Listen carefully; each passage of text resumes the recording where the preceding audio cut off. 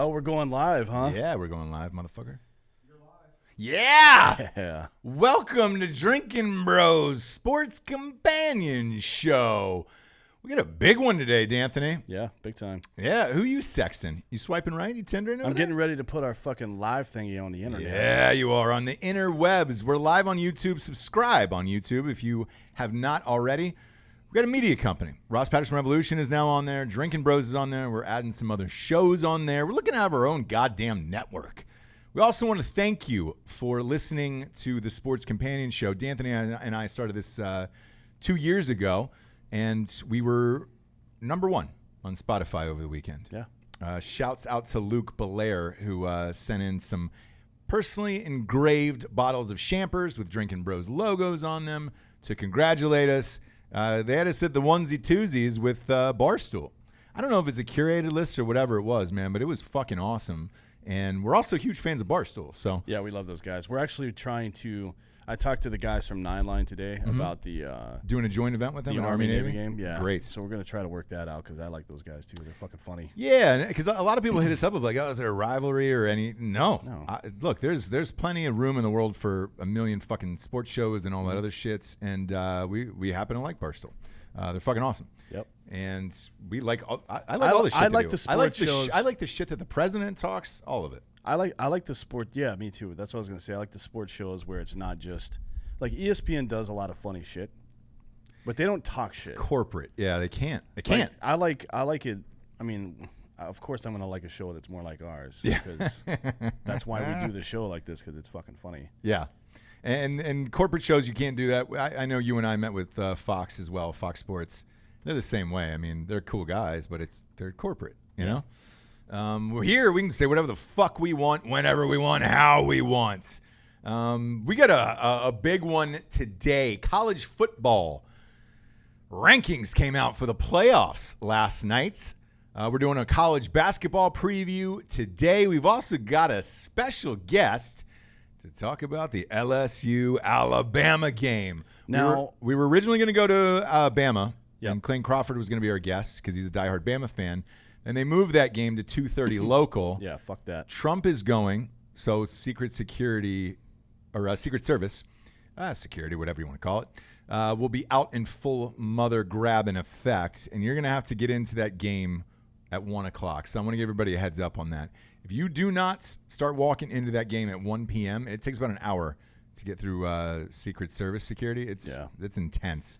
Don't want you to miss the game. That happened at a couple games we were at, and people didn't know, and it was just like, oh, it boy. happens all the time. Yeah. So just giving you the heads up. You've got to walk in at 1. Instead, they are shipping us off to the NC State's Clemson game. We're doing a live show from Instill Brewery right outside of Raleigh, North Carolina. Because this is a Drinkin Bros owned bar establishment. Yes. Eric Tansey is the guy's name who owns the place. Drinkin Bros actually built the bar. It is a craft brewery. We're going to have a special guest there, too. Yeah, we're having a special guest on the show, and you can come on out, drink with us all day. So we'll be watching the Bama-LSU game after the show. We're going to record before so we can watch that game with all you guys and get fucked up. And then, obviously, we have to go to the Clemson game that night. Mm-hmm. So we'll be taking off around the 6:37 right after the Bama-LSU game starts. Let's get into the college football playoff rankings here real quick, Dan. Well, look. Happy or sad at the at the rankings here? I'm not, happy and sad are not things that I do. Dan does one emotion, and that is I got a lot. Most of the confused. comments I got on the Milo Yiannopoulos interview we did last night is like, I can't believe you just sat there emotionless and expressionless while he was shouting stupid shit. I'm like, yeah, I don't care. Yeah, I don't care. None of this is real. You can't phase Dan whatsoever. Just know that in this life, there is nothing you can do that would shock Dan in real life. Well, when that guy stuffed a Jello shot up his asshole at last year's Army-Navy game right in front of you, expressionless. I pointed and I was like, "Well, that's happening." Yep, that's exactly what you did. So I like to experience life. You know what I mean? I don't care how crazy it gets. No, you're good on that. And I do want to say for the audience, we enjoyed Milo. Good dude. Yeah, he's funny. Probably have him back on the program again. Oh, yeah. He's great, man. And a good guy off camera, because I got a lot of messages about that today of like, hey, man, I can't figure that guy out. What's he like off camera? Great guy. He's a bro. He's cool. Yeah. We enjoyed him, man. So we hope to have him back on the show. That was a blast of a show. Man. It was pretty fun, yeah. Set fire to the rain. We talked about a lot of shit. I got a lot of complaints out of that one. You did? Because I went hard against religion. I'm not going hard against religion. I'm challenging his read on history. That's it. Sure. I don't give two fucks what you believe in, because none of this, again, is real. This is all bullshit. Right. Well, as far as religion goes, in your opinion. We're a simulation. Yeah, well, We're in a simulation. I understand that. Yeah. But for most normal folks who believe in religion and everything else, we're not shitting on your religion. No, I don't care. No. Believe what you want. Believe in what you want. I believe in some weird shit. Yeah. Like the relationship advice I've given to people. 100%. If you followed that, we would all be dead. Everybody would be dead. So wouldn't even have a society that we could live in. don't take me too seriously. No. That's what I'm saying. No, not at all. And Dan's here for a good time, not a long time. I'll be dead in 2 weeks. Probably. So in the AP poll, LSU is actually number one. Yes. So look, we'll start with the college football, the top 5. Okay. We got Clemson in at 5. How are you with that? I'm not with that, because they're the defending national champions. A lot of people aren't with that. There was only one site that I found, CBS Sports, that was like, this is just right. And I'm a Penn State graduate and fan, and I still think that it should be those two positions to be swapped, because Penn State's 4 right now. Look, they've had a great year. They beat a couple of ranked teams, but the path to the championship goes to the previous champion. That's how it's always worked. Not that that's a good excuse to keep it that way, but I think that's how it is. You can't blame a team for not having played anybody.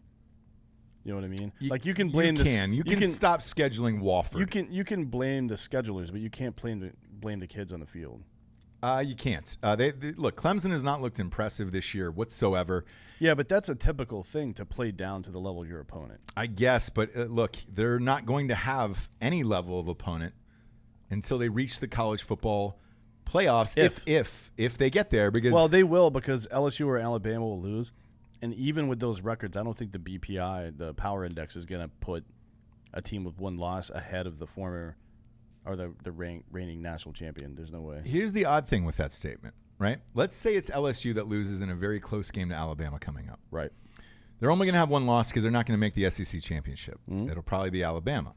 Now, if Alabama steamrolls, goes all the way, I think a one-loss LSU team actually gets in over an undefeated Clemson, who has not, because at the end of their schedule, they including their championship, they will not have played one ranked team the entire season. Maybe, but Penn State or Ohio State's going to drop out too.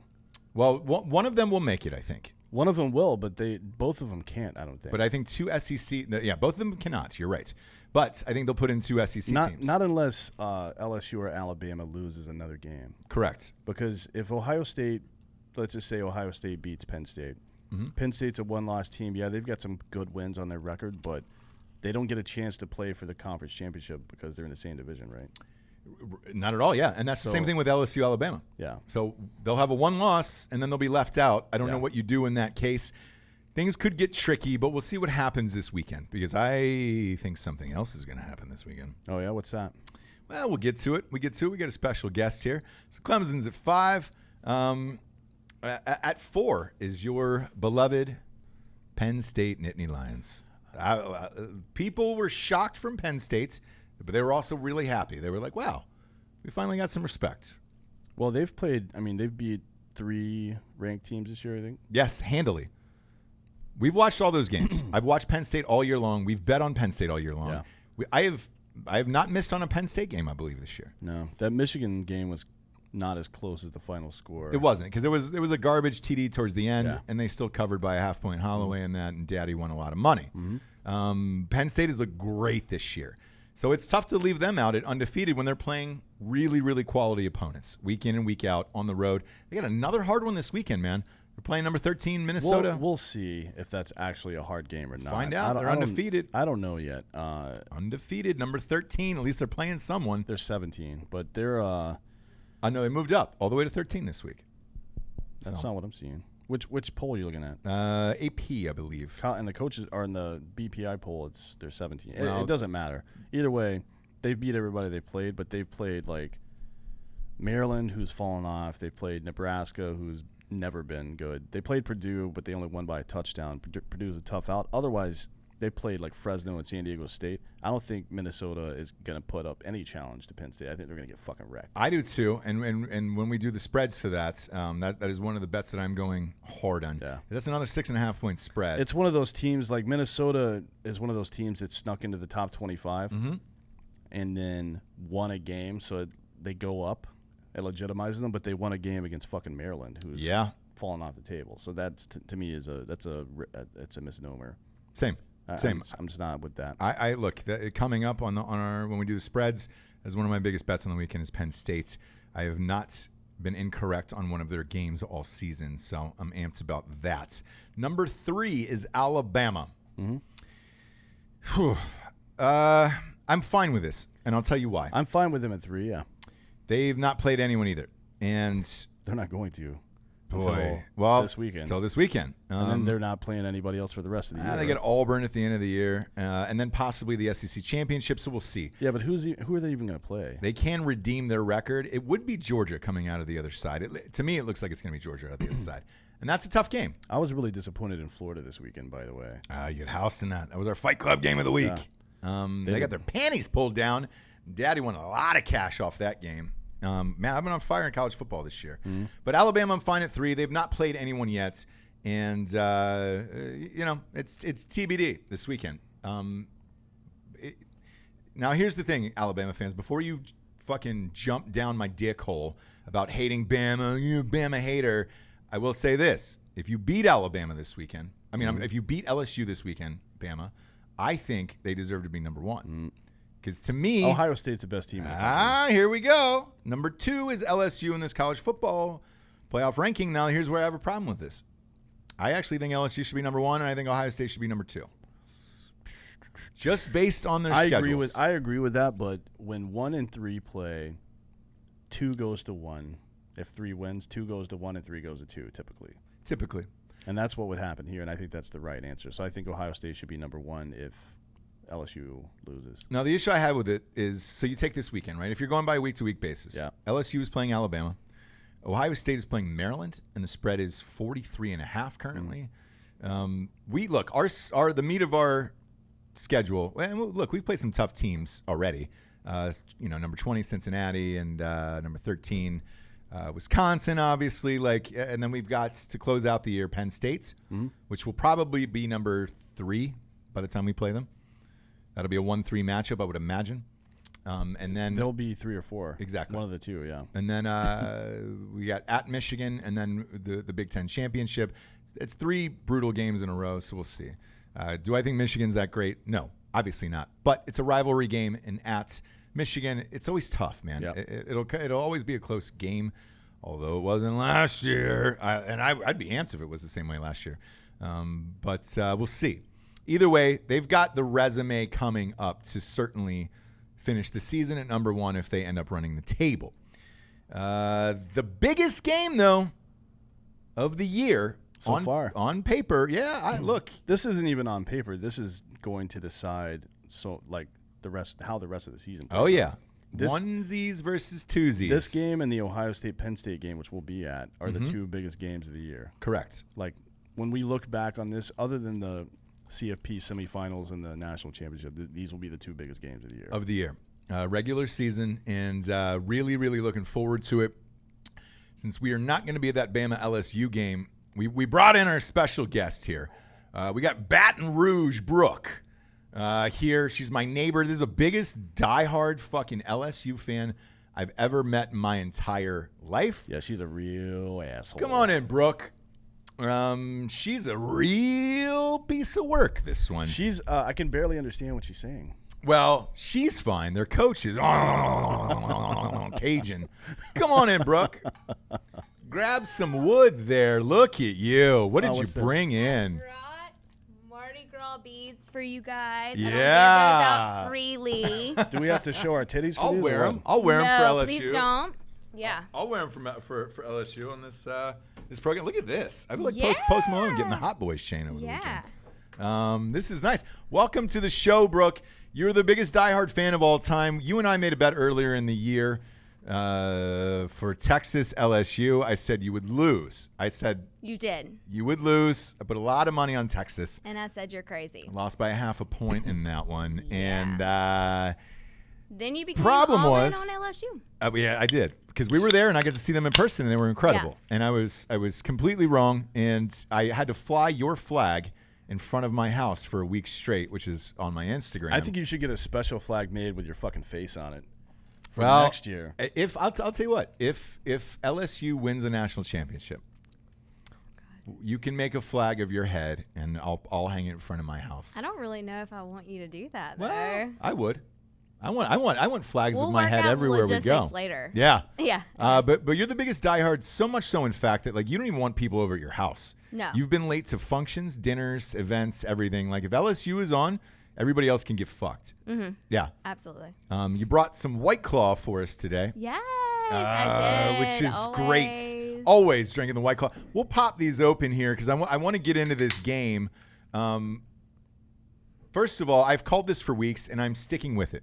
I've gone all in on LSU this year, and I said they were going to beat Bama, and I said this about 4 weeks ago, and I mean it even more so now more than ever. If you're in Drinkin' Bros Sports on Facebook, you can see our live bets from mybookie.com. Promo code Drinkin' Bros doubles your deposits all the way to $1,000.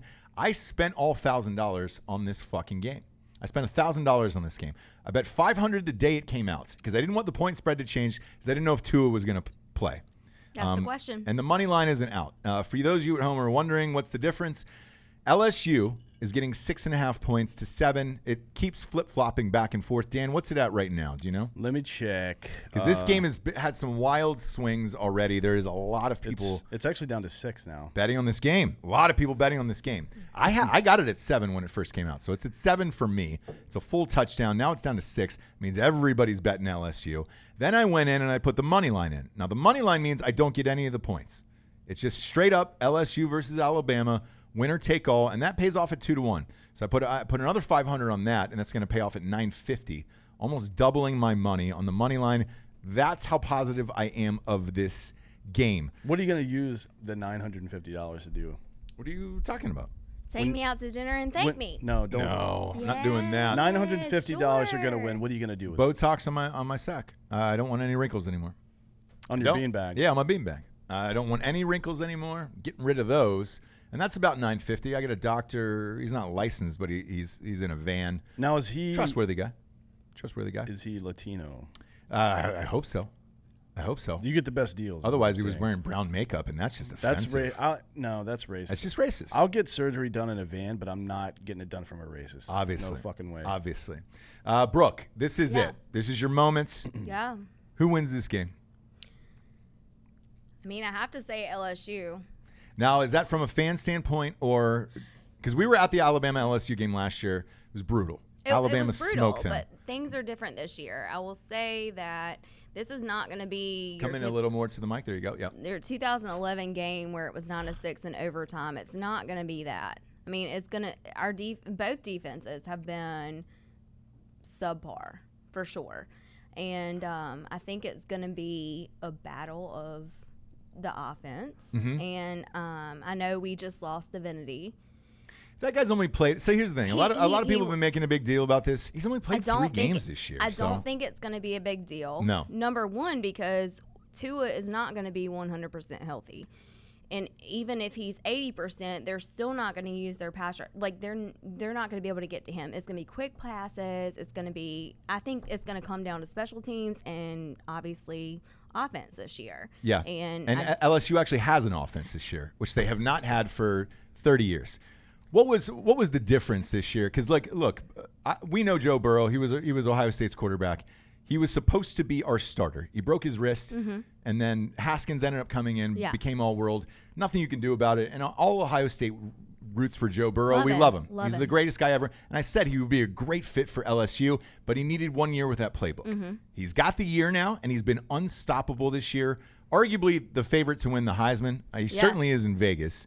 But they installed a new offense this year where he's able to chuck the ball. So is that your new offensive coordinator? No, he is actually Steve Emsminger is our offensive coordinator. Joe Brady came from the Saints. He's our quarterback. He is incredible. He's 30 years old. He's 30? 30. God, how much trim do you think that guy gets at school? It's got to be crazy, right? Slamming ass, that guy is what he's doing. 30 years old, All the time, coaching LSU. He's younger than me. Yeah. I mean, he is. That's crazy, right? Yeah. He has been. But last night, whenever they were talking about the college football playoff, like the committee, the lead guy, Richard, whatever his name is. Dick, he goes by. Okay. Yep. Yep. Yeah. So he actually said, like, they have a new offensive coordinator, and we don't. So I feel like that's disrespectful to Steve Emsminger, who's, like, 90 years old. But now, what did the coach have to say about that? Throw the ball. Stop it. That's how he talks. That's how Orgeron.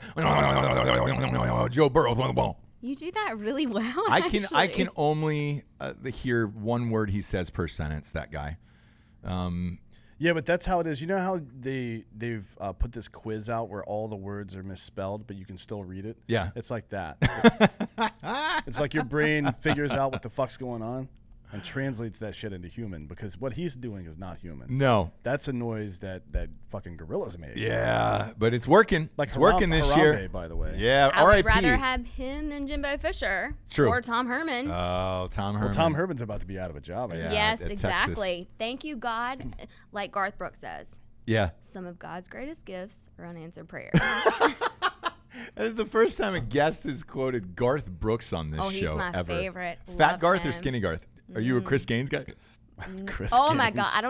I won't even go to that. Chris Gaines was like emo pop Garth. Yeah. Do you remember That was that his shit? alter ego. Fuck yeah, I do.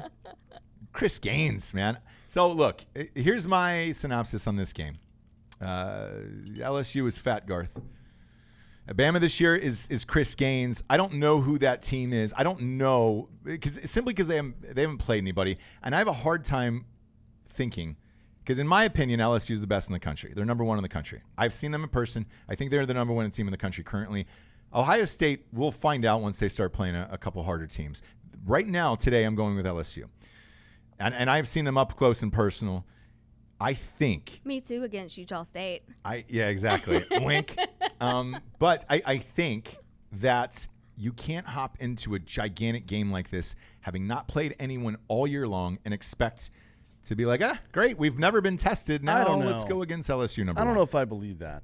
Because Clemson last year didn't play shit all year. I agree. They didn't play anybody. They fucking stomped Notre Dame, and they beat the fuck out of Alabama. I agree. So I'm not sure that's You're true. right. And it might not be.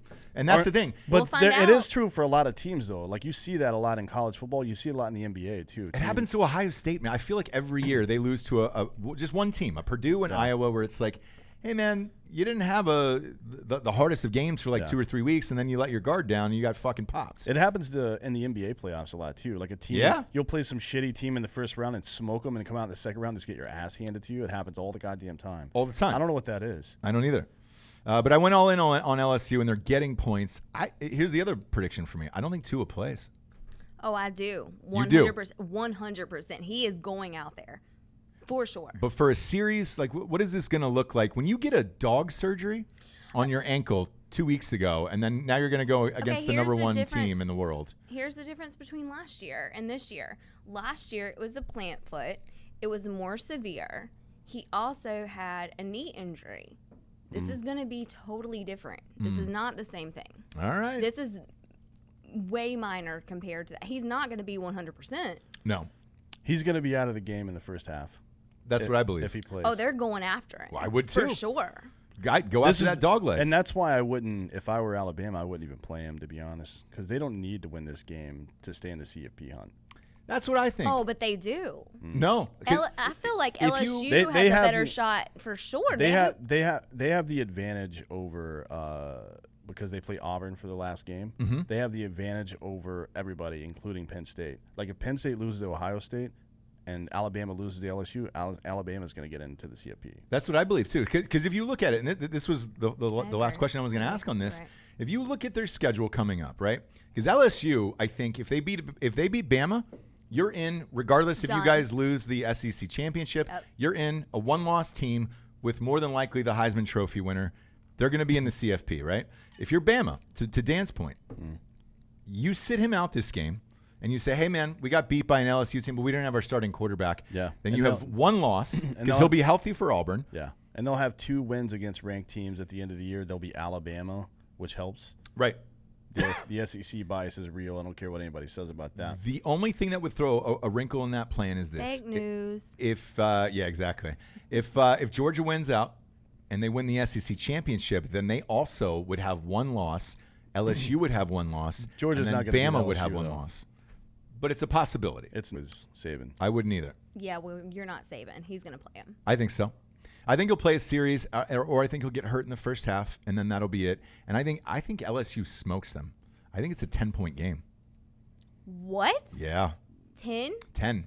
10 is my prediction on this game. So 10 I think plus. the first to 30 is going to win, and I think it's going to come down to special teams and secondary. So you think this is a close game all the way to the end?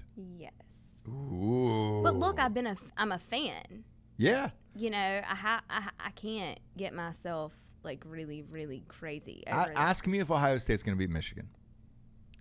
I don't even need to ask you. They will. They will, and you know what they're going to do? They're going to win by fucking 20 points. I can Yeah, but tell you that that's right just- now. But y'all haven't lost 8 years in a row. That's true. LSU has lost 8 years in a row. So the to last time Bama. we won, yeah.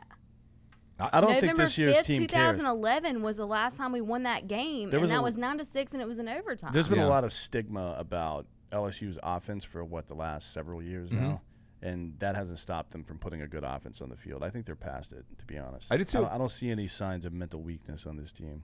All right, last question. If LSU wins at Alabama, Yeah. does the band play neck? Fuck yeah. Let them play neck. Could you imagine the playing? band play neck. Could you imagine them playing that inside Bama Stadium? People would lose their fucking minds. And start a GoFundMe and pay for all of it. You have Jarvis Landry. You have Odell Beckham Jr. They would all pay that It'll fine. be done. Yeah. Darius Guys, who's even sitting out, he's offered to pay. Yeah. Oh, yeah. I'll donate $10. It's fine. He's We're on good. injured reserve, so he might be at that game, actually. Trump is at that game. Yeah, maybe he'll pay the fine. I just wish I was at that game. Let them play neck. It's an early start time. We were supposed to be at that game, but getting in at 1 o'clock. D'Anthony and I don't do so well with that. Usually the night before we go real hard. And, I usually don't even wake up until somewhere between 10 a.m. and noon. Yeah. So getting Like D'Anthony here at up for home. that. Yeah, at your home. So it's like, Let alone on the road. Forget it. For sure. So we're not doing it. How's Michael, your husband, taking all this? Because I'm sure you've been nervous all week. All week. Yeah. Well, actually, since we finished the Auburn game and I woke up on Sunday morning, so he basically just said that I said, hey, we're having a get together this weekend, maybe have a few people over, and he said I'm not going to be in town. Yeah. He's not, right? If I have a get together, he's in Not going to town. be there. And I don't think I will. so I this think is that your was version of being a bridezilla Yeah. on LSU It is. football weekends? every Saturday. I feel bad for him and my kids. Yeah. They're like, please don't Because scream. you neglect them. It's a lot of White Claws. I mean, I'm I kidding. wouldn't call it I'm kidding. neglect. No, we're the same. Because I have like a... We're the same. I try to play it off where it's like, hey kids, we're gonna watch Daddy's team, Ohio State's, and it's gonna be fun and games and all that stuff. But it's like, hey man, I'm not changing the channel to Titus. Stop asking me during commercial breaks. Like Titus, like Christopher Titus? Shut your mouth. No, there's a child Titus on YouTube who's got a massive channel, and that's it's either that or Dude Perfect. It would be funnier if Christopher Titus had a kid show. I think he did at one point. Because he's a fucking maniac. Yeah, he did. He had a sitcom at one point. Oh yeah, he was Titus. a dad. Yeah. Yeah, but that was what's his name? Fuck. What's the guy's name? The guy from all the Cheech and Chong movies. Stacy Keach was his dad. Yes. On that show. Yeah, it's yeah, fucking yeah. hilarious. Yeah. So look, there's no Titus this weekend. Dan and I will be at a live show, so we will not be there. We're wishing you the best. Thank you. But to start off this week of our college football spreads, we are going all in on LSU. Are you betting LSU as well? I've already bet 500 on the money line. On the money line. On both. On both. Yeah, so did I. They wouldn't let me put more down. I was going to put 1,000 on both. Is that the max? 500 is 500 is the max on each? I'll parlay it too, man, to try to get some more money out of that game. Yeah, I guess I could do that. Parlay Yeah. those two together. Yeah. I feel like this is their year, man. This is it. I mean, I really do too. If we can't do it this year, I mean, we have a really good recruiting class next year, but if we can't do it, But Burrow's out of there this year. But Burrow's out. Yeah. So I mean, if we Is he going to be an NFL quarterback? Yes. Yes. How tall is he? 6'2"? He's a big guy. Yeah, 6'2", 6'3". I think he's 6'4". I thought he was 6'4". Yeah. He might be. He's 6'4". Yeah, he's a big guy. He's got I'm looking at his picture now. He has got a massive forehead. Yeah.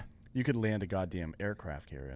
So do I. To be a great NFL It's fine. quarterback. I've got a really big forehead. It's completely fine. To be a great NFL quarterback, one You would have to argue have that a you big need one. Yeah, forehead. look at Peyton Yeah. Manning. Peyton Manning's grew over time because of the HGH, though. Yeah, it did. He and Barry Bonds had a skull off for a while. It was like, oh, you think they were texting back and forth? You think your skull's bigger than mine, you bitch? I saw Barry Bonds in person at a charity event. Yeah. You're right. There is no bigger head on a fucking No, human his than- over time, his crazy. ears and his, because that's what happens with HGH. Lester Holt.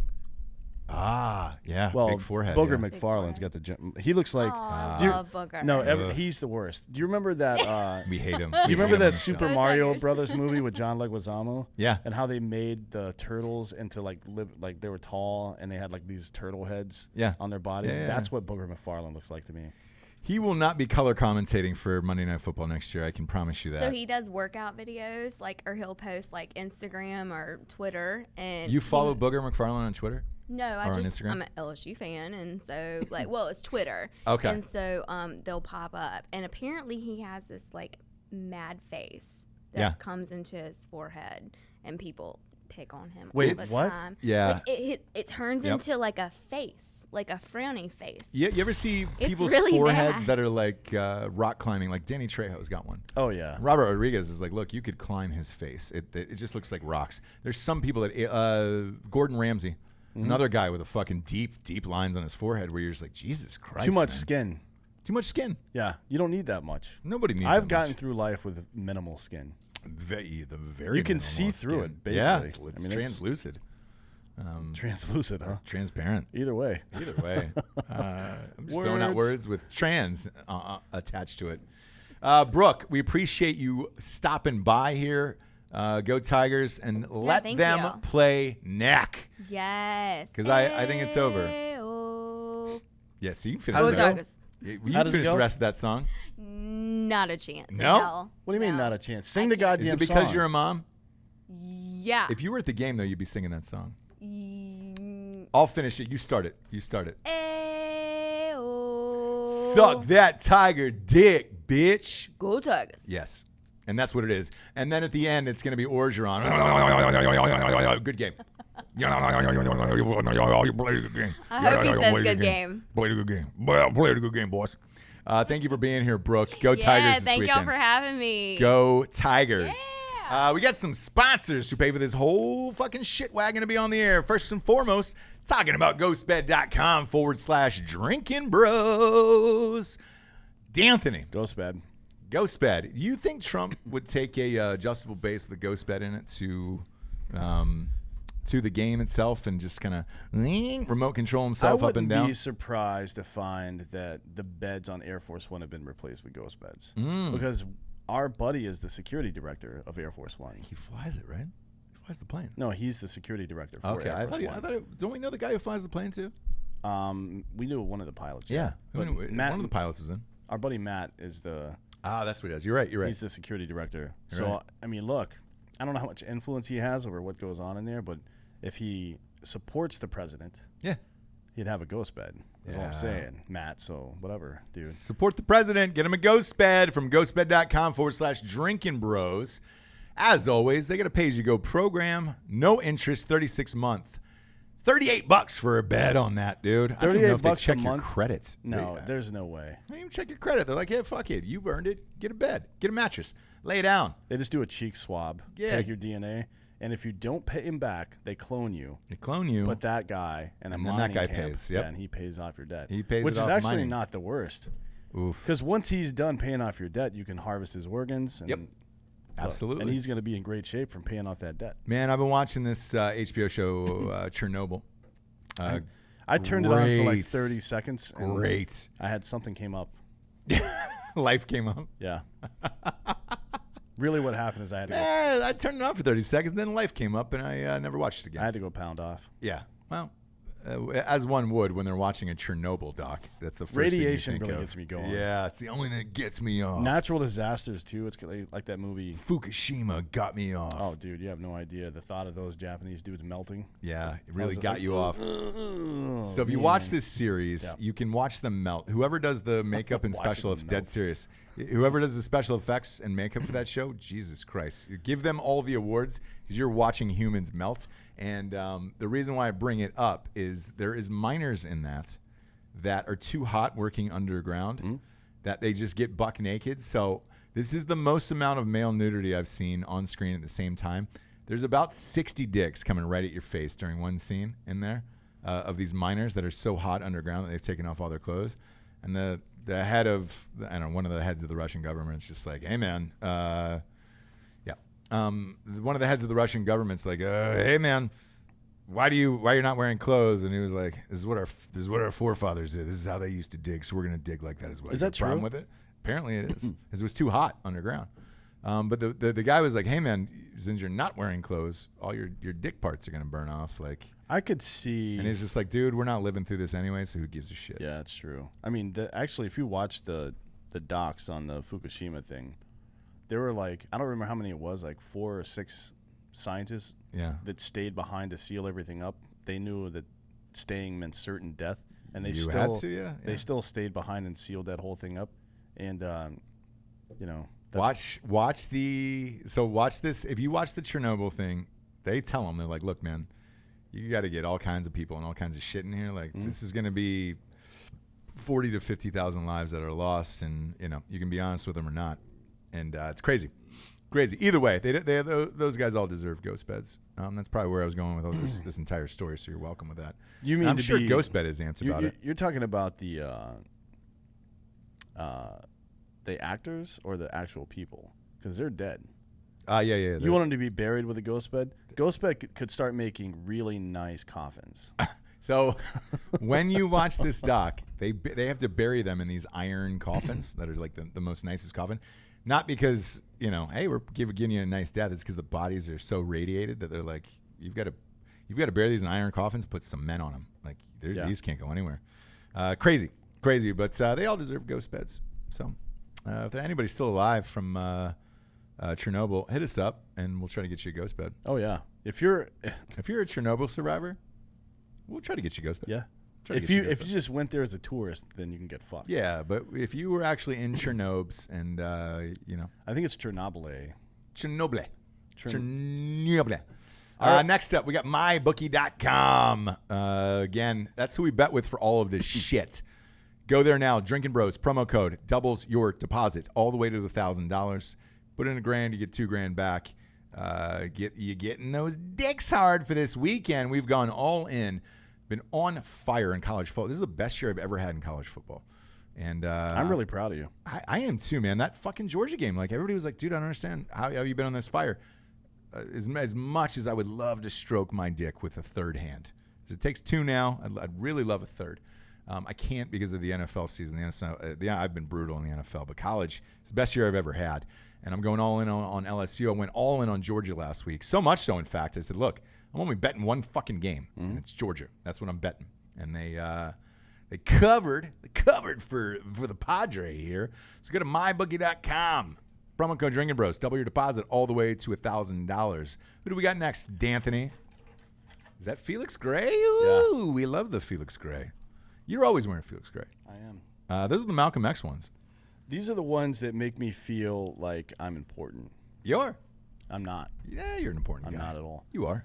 And those glasses right there make you look like the Honorable Elijah Muhammad. Can I say that? I don't know who that is. That's the head of Muslim religion. Isn't it Louis Farrakhan?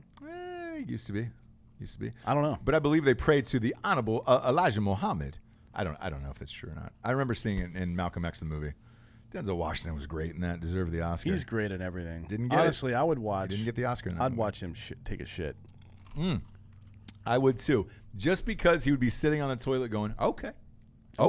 Have you ever seen every plop is okay. Have you seen St. Elsewhere, the show? Yeah, back in the day. Mm-hmm. Yeah, the reruns. Dude, he's always been the best, man. He's a Broadway guy, by the way. Nobody knows that. He was old school Broadway. He's a classically trained actor. Well, so is Mandy Patinkin, by the way. He's one of the very best. I don't get down on Patanks the way you do. Well, I like Homeland, and obviously he was super funny in great actor. Princess Diaries. But other than that, what has he been in that I would even? Pete Tanks, man. You don't like Mandy Patinkin and he's fine. And Homeland? He's fine. I don't get myself off on that. Denzel, for my money, is one of the best in the biz. I think they should fight to the death. Denzel would whoop him, dude. You think so? Yeah, brother. Come on, man. They're about the same Denzel, age. Dude. It's Denzel. What if you throw Hugh Jackman, another Broadway guy, into that? Hugh Jacks. Because he's now if you said, hey, who's gonna suck each other's dicks the fastest? Hugh Jackman. Yeah, but he's also a buff dude. Who's gonna win in a fight? And he's probably done more action movies than those two guys. Oh, yeah. Denzel's done action movies, but not as like a superhero and shit. No, and he's been a shooter mostly. Yeah. But I got that. Either way, these glasses that Dan's wearing are Felix Gray glasses. So go to felixgrayglasses.com. Promo code Drinkin Bros. You get free overnight shipping. Block out that blue light. If you're somebody that gets headaches from being on screens all the time, or you have trouble getting to sleep at night, even if, like, I've got 3 pair. One is in my travel bag. One is here. I keep here at work. And the other one I keep in my side table next to my couch, right? Yeah. So if I'm watching TV for a long time, or at a certain time of night, I pop those bad boys on and block the blue light out of my TV. Yeah. Or if I'm working on my computer. Boom, here are mine. I just put some on right now if you're watching the video show. We go live with sports every week on Drinkin Bros channel. So subscribe. But I got the Felix Grays on now. I switch and go off and on. And, they're the best in the biz. We love their fucking owners, too, when we party with them. Oh, yeah, they're cool. The best thing about these is that they're clear. Like, most of these glasses are fucking, like, have a yellow tint to them. Yeah. These you can't tell. No. Can't tell whatsoever. Tiffany Hart walked in the other day when she was on the show. She had a pair, and they were yellow tinted. I'm like, you fucking peasant. Yeah. Get out of here with that shit. And I gave her one of these. So and she was like, oh, thank you. Thank you, Squire. Thank you for your gifts and your fruits. Now she's living the life of an adult. Yeah, she's an adult star. Whoops. Can't say that, probably. Who else? What's our last one? Let's see. Let me see. Yeah, who knows anymore? That's what happens when you go live. You get sexy and you get weird with it. We got Stance. Yeah, StanceSocks.com. I actually bought more yesterday. So hold on, let me go to the fucking STANCE. Stance.com / Drinkin Bros. Socks. They make socks for every fucking form and occasion you could possibly imagine. So I bought these. Show those to the audience. Those? Yeah. You bought those Will Ferrell ones, huh? Yeah, the elf ones, because that's holiday shit. I like to wear weird socks. Like I have Donald Trump. You wear a bunch of weird socks, yeah. I have Donald Trump socks. I have ones actually that Tiffany and her husband gave me that have pictures of my fucking dogs on them. I wear all sorts of weird shit because I think it's funny. People, we'll go out to these events and see people. And they're like, hey, what's up? I'm like, nothing, man. Just rocking these Donald Trump socks. Like the governor of Missouri or whatever it was. Missouri? He had those socks that actually had the hair on them. Yeah. Those are fucking dope. Anyways, you can get any. So they have this new line out, and it's like ugly sweater NFL socks. Yeah. Hilarious. Yep. These are the best gifts for Xmas, for Christmas that you can possibly get. They're great. Because they're reasonably priced. You can get everything, actually. You can get fucking underwear. And if you go to Drinkin Bros or stance.com / Drinkin Bros, any purchase you make, you're going to get a free pair of socks. BOGO! Buy one, get one, dude. So if you buy some socks, you're going to get a free pair. If you buy something else, you're going to get free socks. Yeah. They've got all kinds of shite here. They've got team logos from all the major sports. They've got actually these cool socks that are like caricatures of the mascots. Yeah, stance.com / Drinkin Bros. Go there today. They got everybody. And they have all the licenses for NFL, NBA, and Major League Baseball. So you can get your feet wet with some socks. D'Anthony. Yep. I want to talk about the college basketball season. It fired up last night. Obviously, last night was 500 episodes. We just flip-flop sports.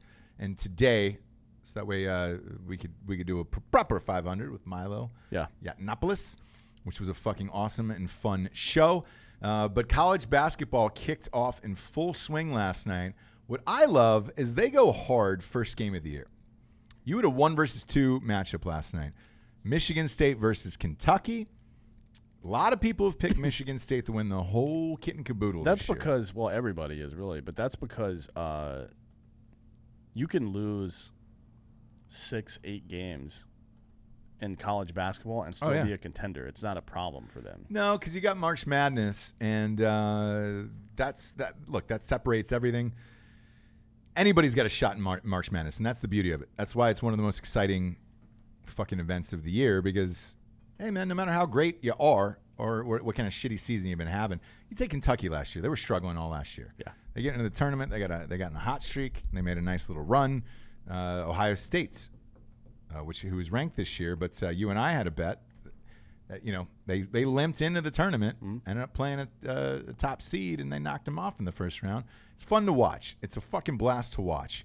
Well, this year they started out with 1, 2, and 3, 4 playing each other. Yes. So Michigan State played Kentucky, Kansas played Duke, and the underdog won in both. I know. Which is, that's cool to see that happen. Well, here's the thing, man. Kentucky always has talent. Calipari is one of the best in the biz at recruiting. Mm-hmm. However, it seems like he can't get these kids to win a national championship there because it's a bunch of one-and-done players who are more interested in going to the NBA there than actually staying. They have a tough time gelling because it takes freshmen a long time. The fact that they won opening night against a team in Michigan State they've got Cassius there. He's the senior. Yep. They've got senior leadership on this team. Says a lot because you're only going to get better throughout the rest of the year. So that was a really, really good omen for Kentucky. Duke, on the other hand, man, it's tough. You lose Zion on the boys. Yeah.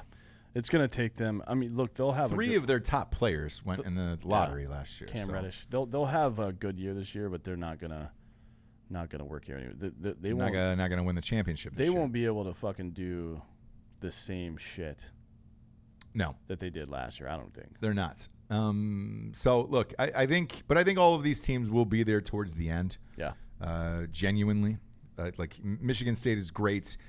Izzo, for whatever reason, man, Tom Izzo's able to crank it up during March Madness and get those kids playing where they need to be. I think it's because of the kind of players he recruits.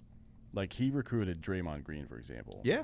And he's a guy that, look, he probably wasn't a top 10 fucking recruit coming out of high school. Right. I know he wasn't, actually.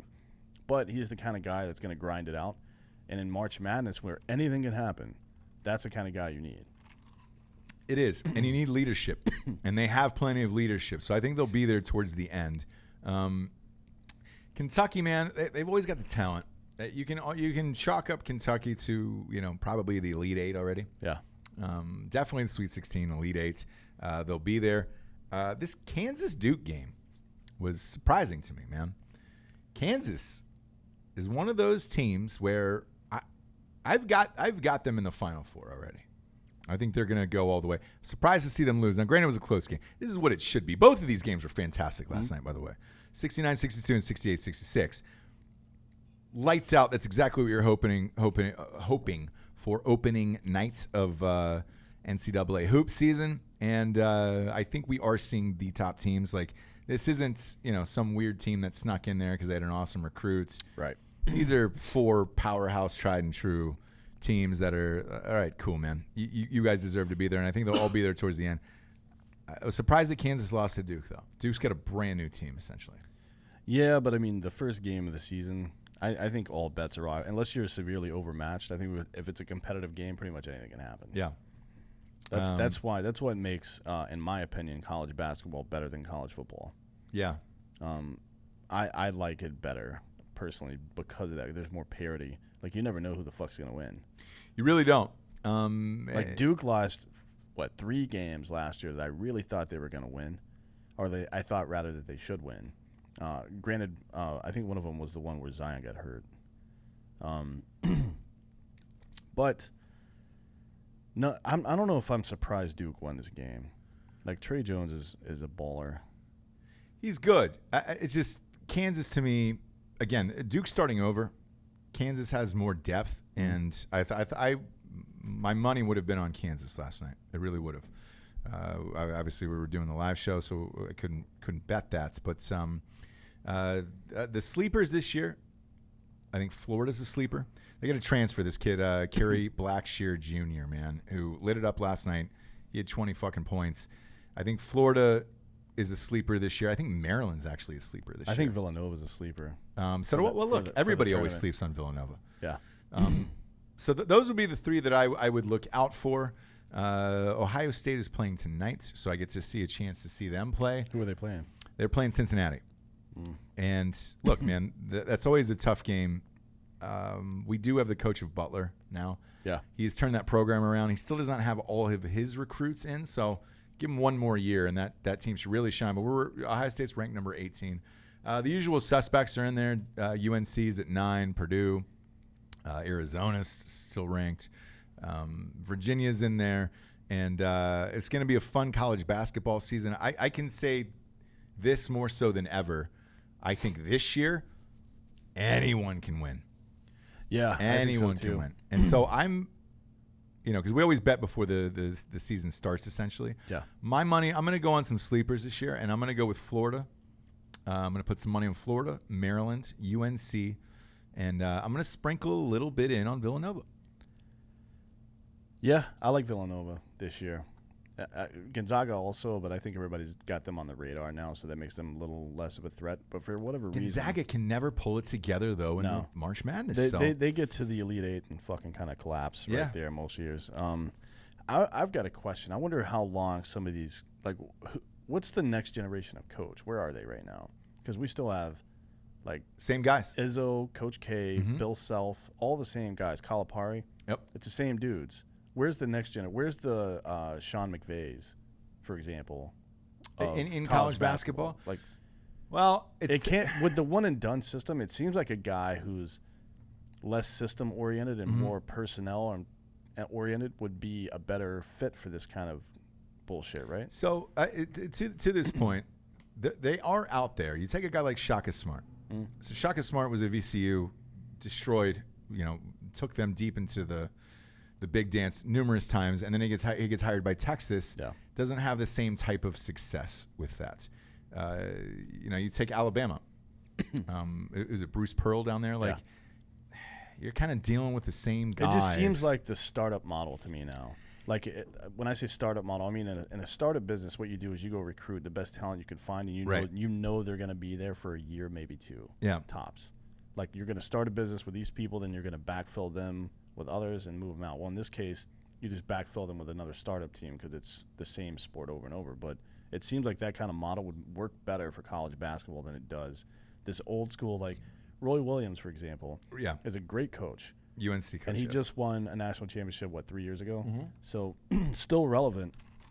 But UNC is currently number 9, too. It should be unacceptable for a team with UNC's history and pedigree to be number 9 coming out of the gate. They should be in the top 5 always. Well, here's why, and this is my personal guess. This is purely a guess. Can you imagine Alabama coming out in football not ranked in the top 5, honestly, at this point? Well, with Saban, no. But that's what I'm saying. Exactly. But here's my personal guess about college basketball of why they can't go younger. Most of these guys, these head coaches, stay for fucking 30 years, right? You get a good program, you're there for 30 years. Also, in college basketball, there isn't a lot of inventive ways to change up the offense or change up your defense that's going to be dramatically different, that's going to improve results quickly. No, but it's about managing people and getting the most out of them, and the startup model is better for that than some old guy who's running the same plays over and over. I agree. I just don't get it. But, because here's where name recognition comes in. And I know we talked about this on another show regarding politics. But these kids who are coming in to these big programs want to go pro. Yeah. They want to go with these old school coaches that, hey, man, they can definitely get there. You take this coach from Ohio State, for example, right? We're number 18, which is probably where we should be. He's a young guy. They hired him from Butler. Right after the Butler coach went to Boston Celtics. This is the guy that took over. Ohio State had Thad Matta, and then they backed up the truck and paid this guy from Butler to come be their coach. He still can't be better than 18. We have some of the most world-class facilities for basketball on the planet. We have an entire fucking stadium that is like Staples Center for Ohio State. He is a younger guy. So to me, he's not able to get the recruits that a Roy Williams is, that a Coach K is. That's part of it. That's an education part for the kids, though. if I'm one of these young coaches, if I'm whomever the top, our Sean McVay of college basketball is, I'm making fucking videos and reaching out to ESPN to do profiles on my style of coaching, which is, hey, I know they're only going to be here for a year or two, so I'm going to get the absolute maximum out of them for that, while making sure they're ready for the leap to the NBA. Like, it's a marketing program at that point. That's why Saban's so good. He's like, look, you come here, you know absolutely that you're going to be in the hunt for a national championship every single year. I think that's the same pitch that Roy Williams has. But he's not in the hunt for it right now. At 9 with North Carolina's team, that's subpar for them. I think they might be there, man. I think they might be there. But look, again, that's my personal opinion on basketball. There's not a lot of sex with it. The only thing you can do is hire a sexy coach who is famous. To that point, the team that has been the most bet on, that is out of nowhere. So if you're looking to make a bet at home on mybookie.com on a team that is the most heavily bet underdog, it is Memphis. The only reason people are betting on Memphis is because Penny Hardaway is their fucking head coach. He went back to his alma mater, and he got a bunch of great recruits to come in because he's Penny Hardaway. Yeah. So is that the model? Do you hire somebody famous enough that goes back to their alma mater, and it's just like, well, great, I'm famous enough, come play at my school. I don't know if I would necessarily hire them as a head coach, but I would certainly bring back retired players who played in the NBA as assistants and be like, hey, this guy's going to get you ready for the NBA while we're doing this season. That would be, if I was a guy that was going to do 1 or 2 years in college and then go to the NBA, that would be attractive to me. Because not only do you get instruction from a guy who's been there, not just on basketball, but life, you also get connections. And finances, financial advice. Yeah. Once you're making that NBA money, what do you do with it? And now all college athletes can profit off of their image. Yeah. The NCAA ruled on that last week. So last week. Like, so it's like you can literally you should, by the way, within the next year or so, expect to see college football on PlayStation again, college basketball on PlayStation again, with the actual names, the stats, the whole thing. I'm glad you brought that up. There is a prop bet currently on mybookie.com of when the next NCAA next year hoops game will be back. So you can bet on it right now, and it's 2022. That is the over-under on it. No way. You think it's under? Of course it's under. You can go and bet on mybookie.com. It depends on who. Actually, I'd have to look and see who owns the rights to that, because I think it's EA, right? If it's EA if Sports? it's EA, it's going to be 2022. But if it's live, yeah, then or if it's 2K rather, it'll be next year. Because 2K's already got the modeling for it with 2K Sports. All right, now I get it. All they have to do is changing the players and all the engines to build a person, like a 3D person on that, are already built. All you do is put on the stats. It's literally like, I don't know, a 360 character text line. It's nothing. And then they have to change the floor and build the stadiums and stuff. That's what takes time. Yeah, they're making their faces look realistic and all that bullshit now. That's easy. Yeah. That shit doesn't take any time anymore. So let me ask you this. Who wins this year? Who is your way too early prediction in college basketball? Oh, man. I don't know. I honestly think that Kentucky's probably going to win.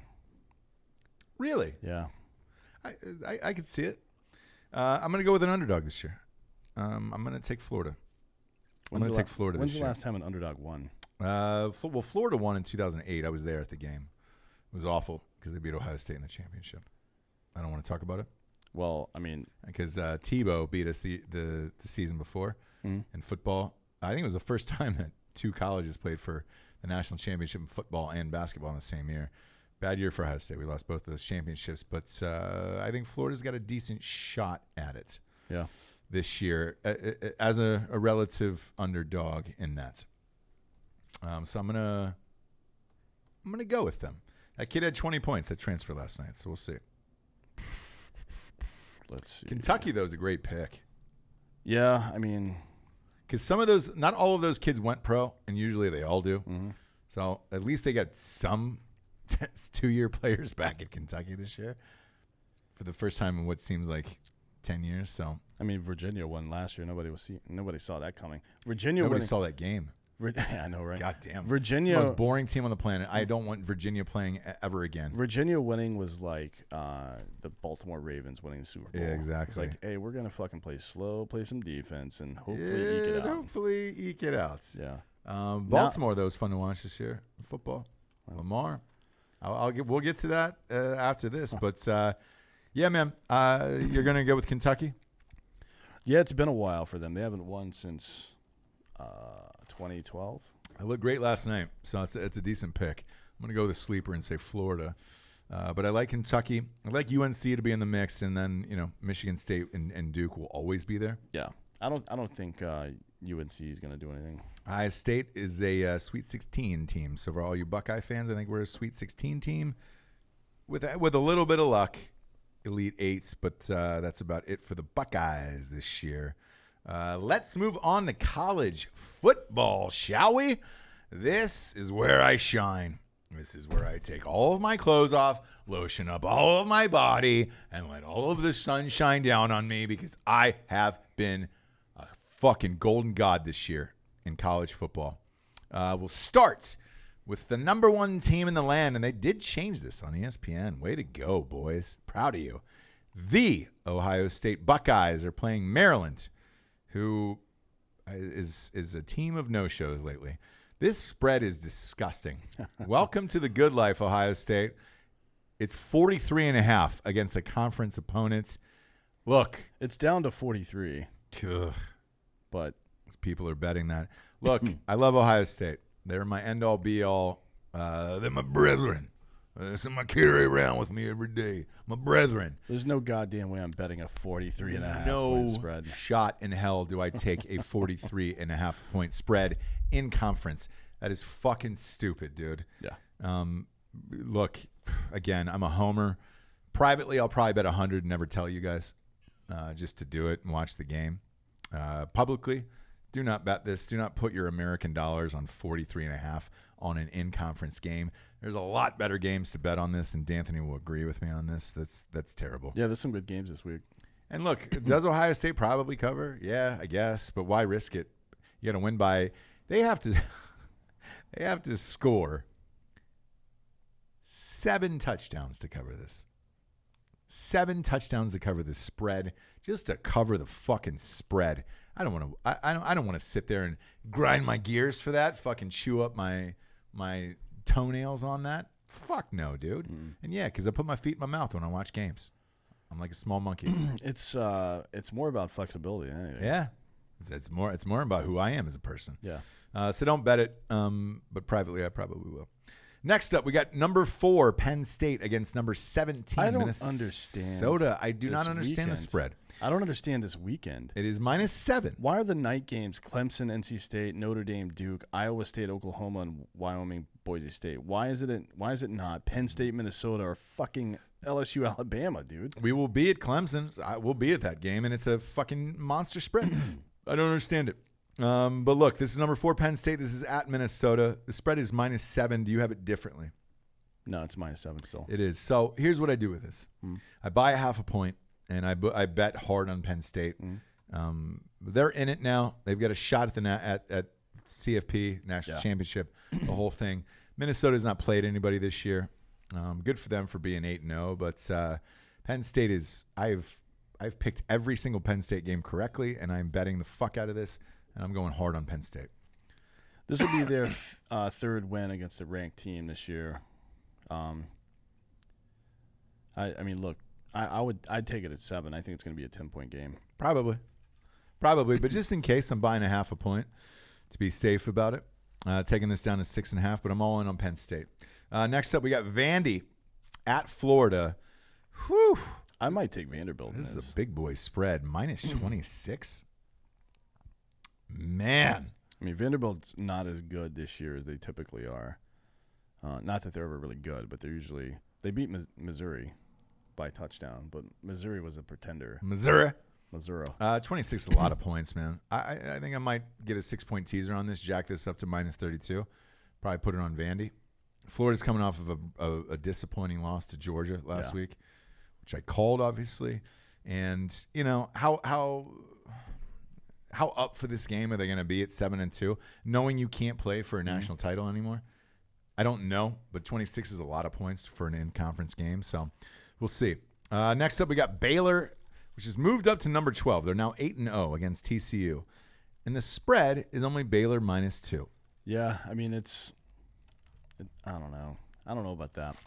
Big 12. Big 12 games are always tough. I'll take Baylor in this. There one. aren't a whole lot of pushovers in the Big 12. I'll take Baylor. I mean, I think Baylor's going to win, and I doubt it's only going to be by 1 point. So, yeah, I think that's probably a fair bet. Yeah, I mean, look, TCU is 4-4, and yes, they did beat Texas, but I felt like Texas had given up, whereas Baylor, they're 8-0. They have a lot to play for right now. It'll be interesting if they win out. I mean, they beat Texas, who was ranked. Yep. If they beat Oklahoma, who is number 9 right now. If they beat both of those teams, it's going to be hard to wait, no, Baylor hasn't beat Texas. No, they haven't, but Texas has beaten themselves. They're done. Yeah. They're unranked. Texas, but they play is Texas again. Correct. Or they play Texas this year. Yeah, and then probably Oklahoma. So they got a lot to play for. They win this game. This is -2. I'm taking Baylor in this. Next up, we got East Carolina. God damn it, this always makes me laugh. Passionate fan base. The Pirates. Pirates. They can never win a national title. I don't know why they cheer as hard as they do.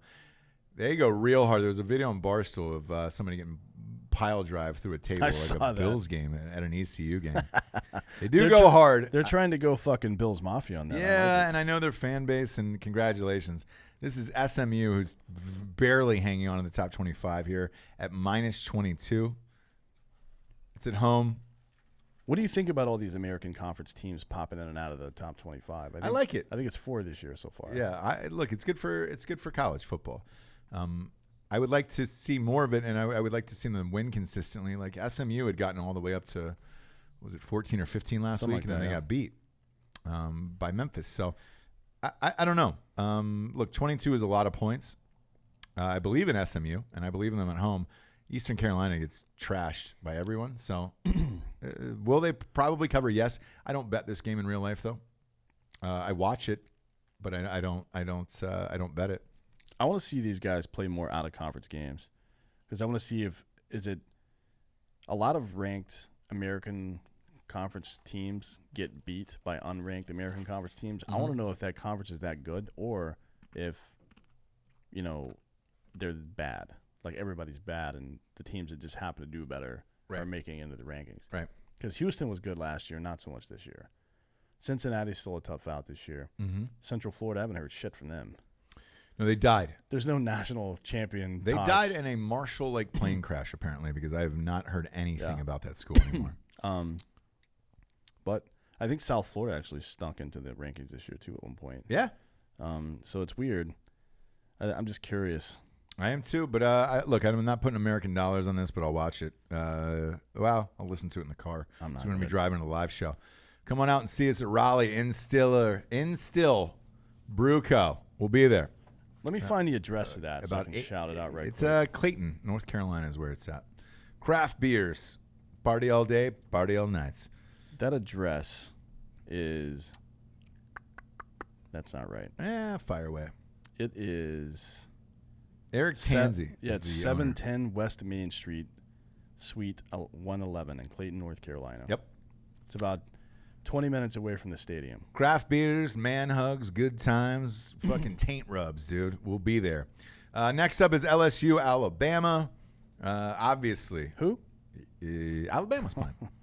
Obviously, we're all in on LSU. We've chatted about that enough, and all I have to say one more time is let them play neck. Next up, we got Kansas State, number 16, against Texas, who is unranked now. Weird thing about this game is Texas is actually favored by a touchdown. This fucking conference, man. This is how I wonder if, and they would never do it because it would fuck their shit up.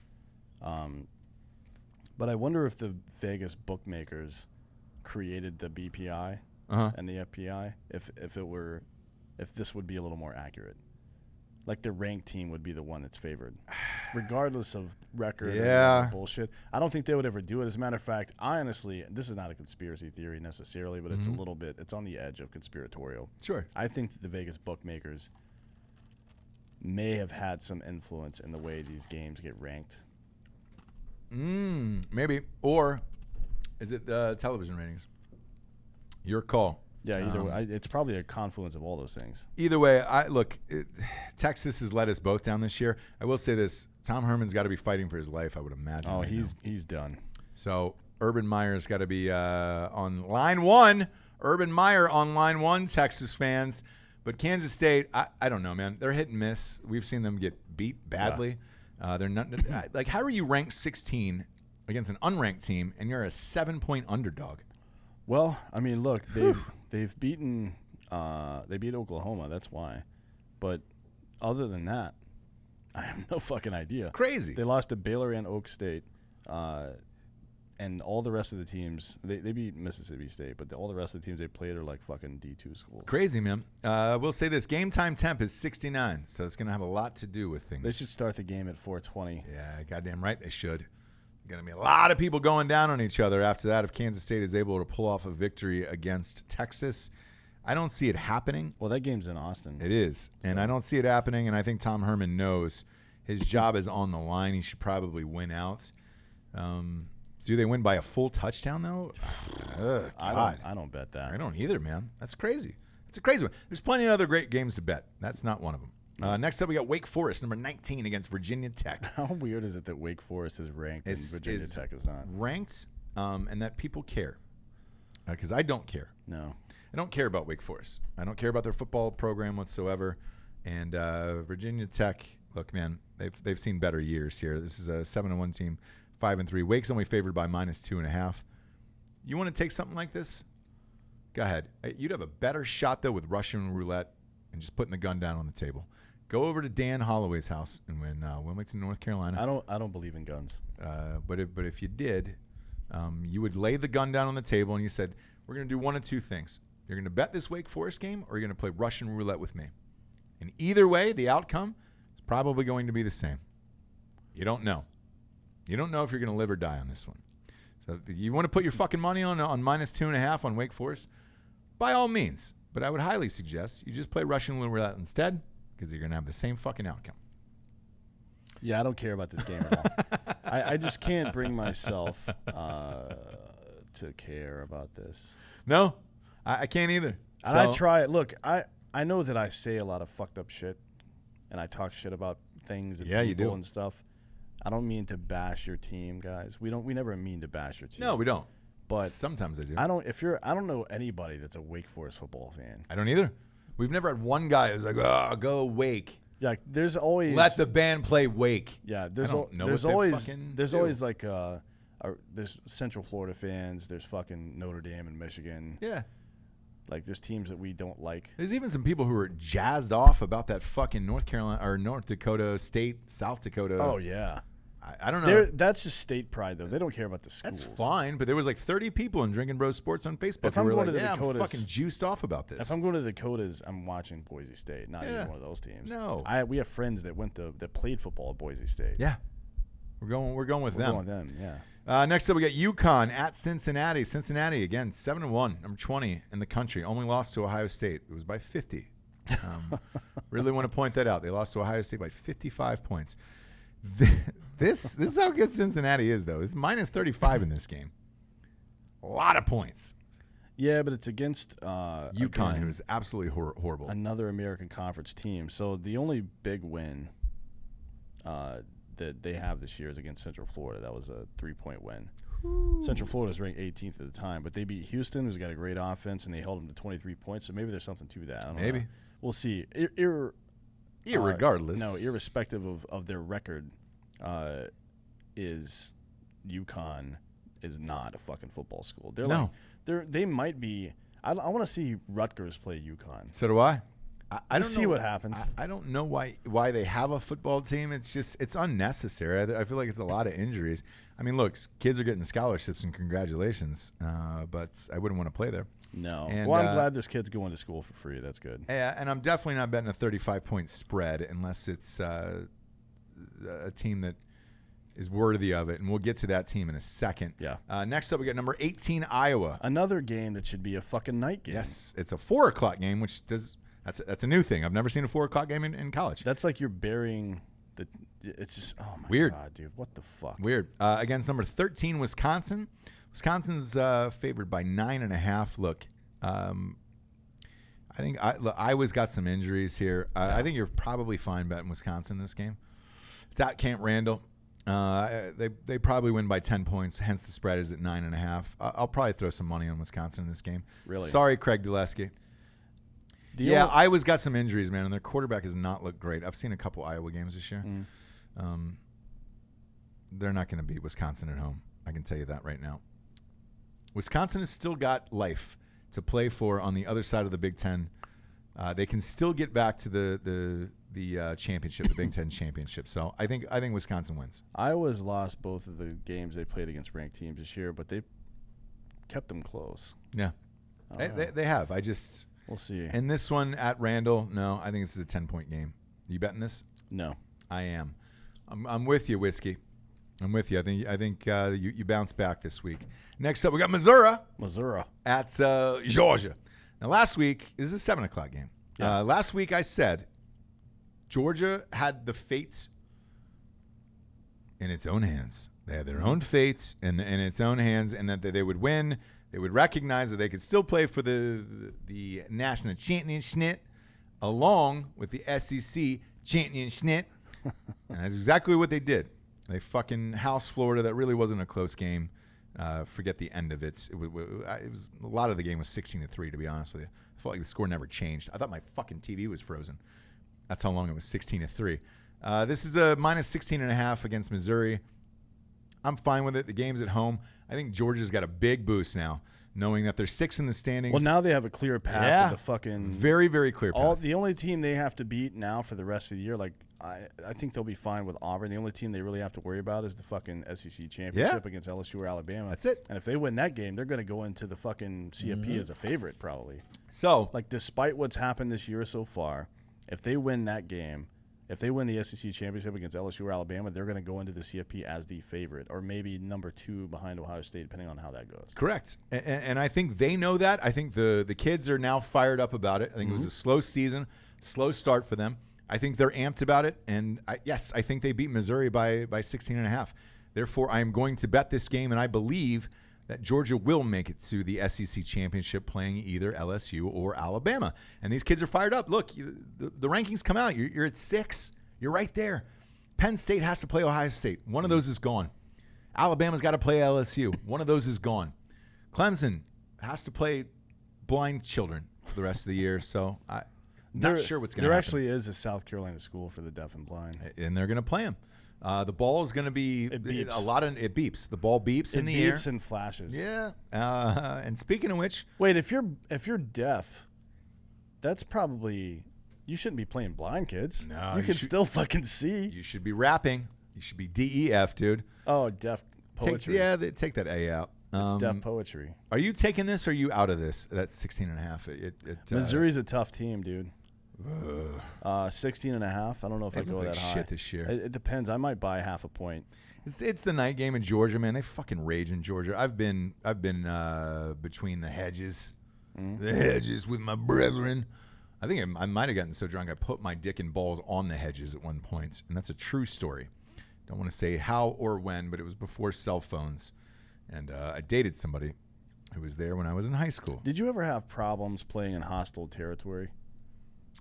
Playing? Playing, yeah. When you played play rivalry games in high school and shit. Oh yeah.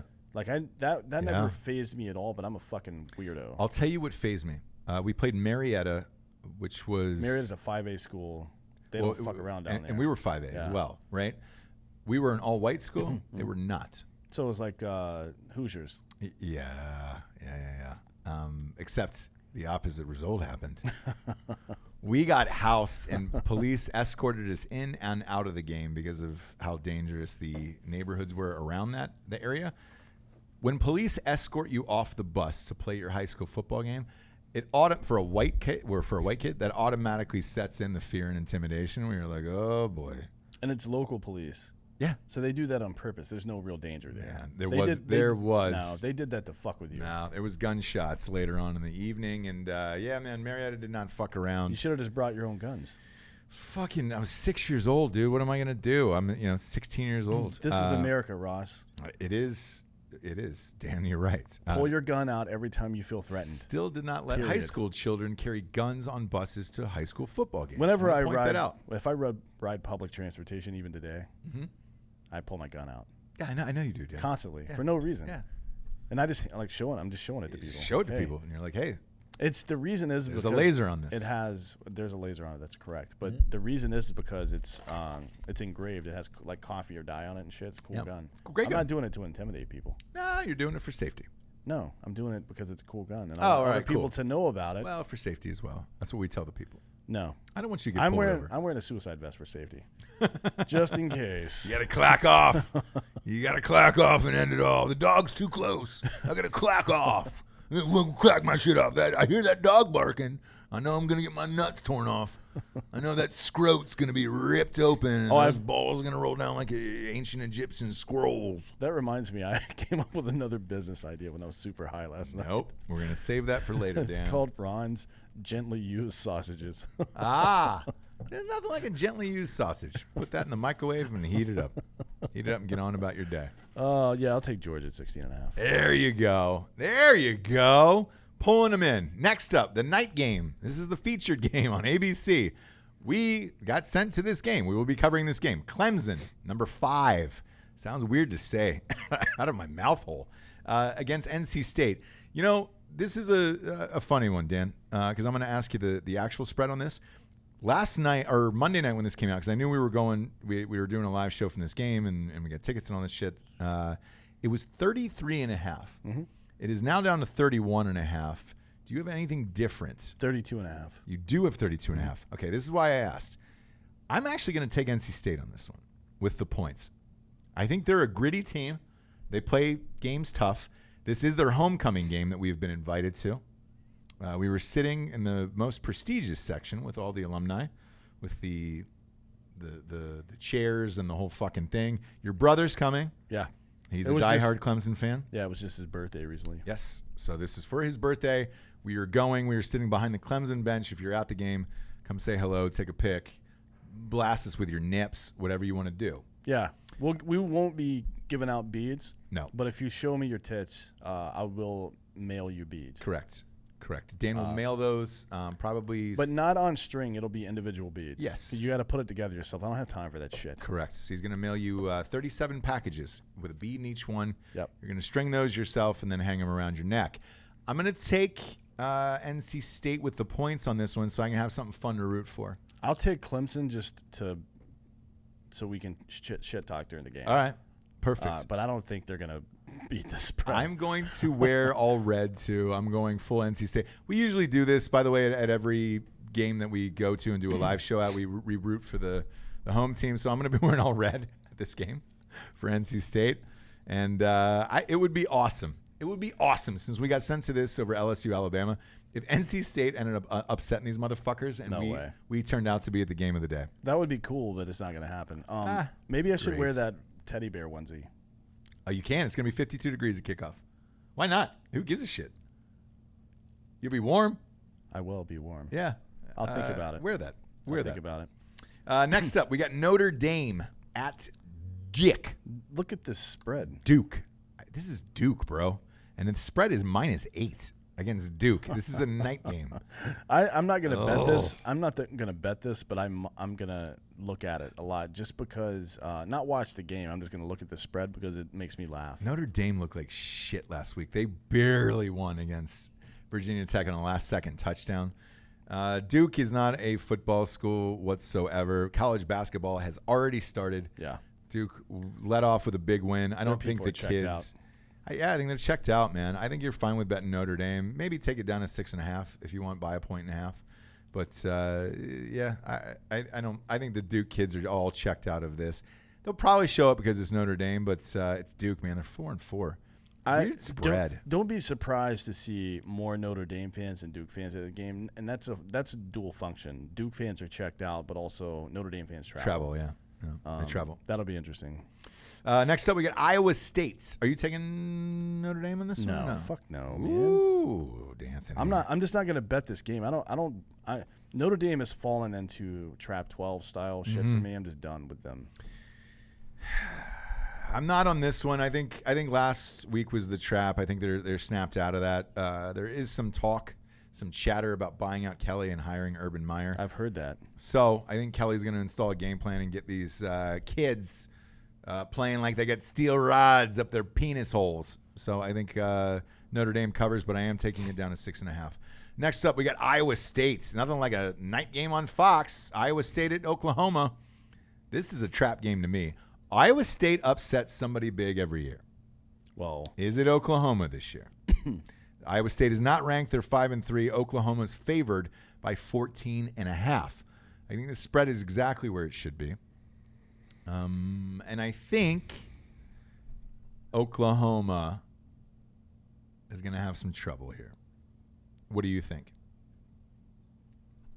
No, I'm going Oklahoma. That extra half point makes me take Iowa State in this. It really does. I think it's a 14-point game. I'm going to buy a point. And go down to 13.5? Yeah. All right. I'm going to take Iowa State and take it at 14.5 then. And I think that's exactly where it should be. I think Oklahoma probably wins. But that 14.5 makes me want to bet Oklahoma, and I'm going to do that. I think Oklahoma by might, a half a point. I by think a half point Holloway. I think they might blow them out. Maybe.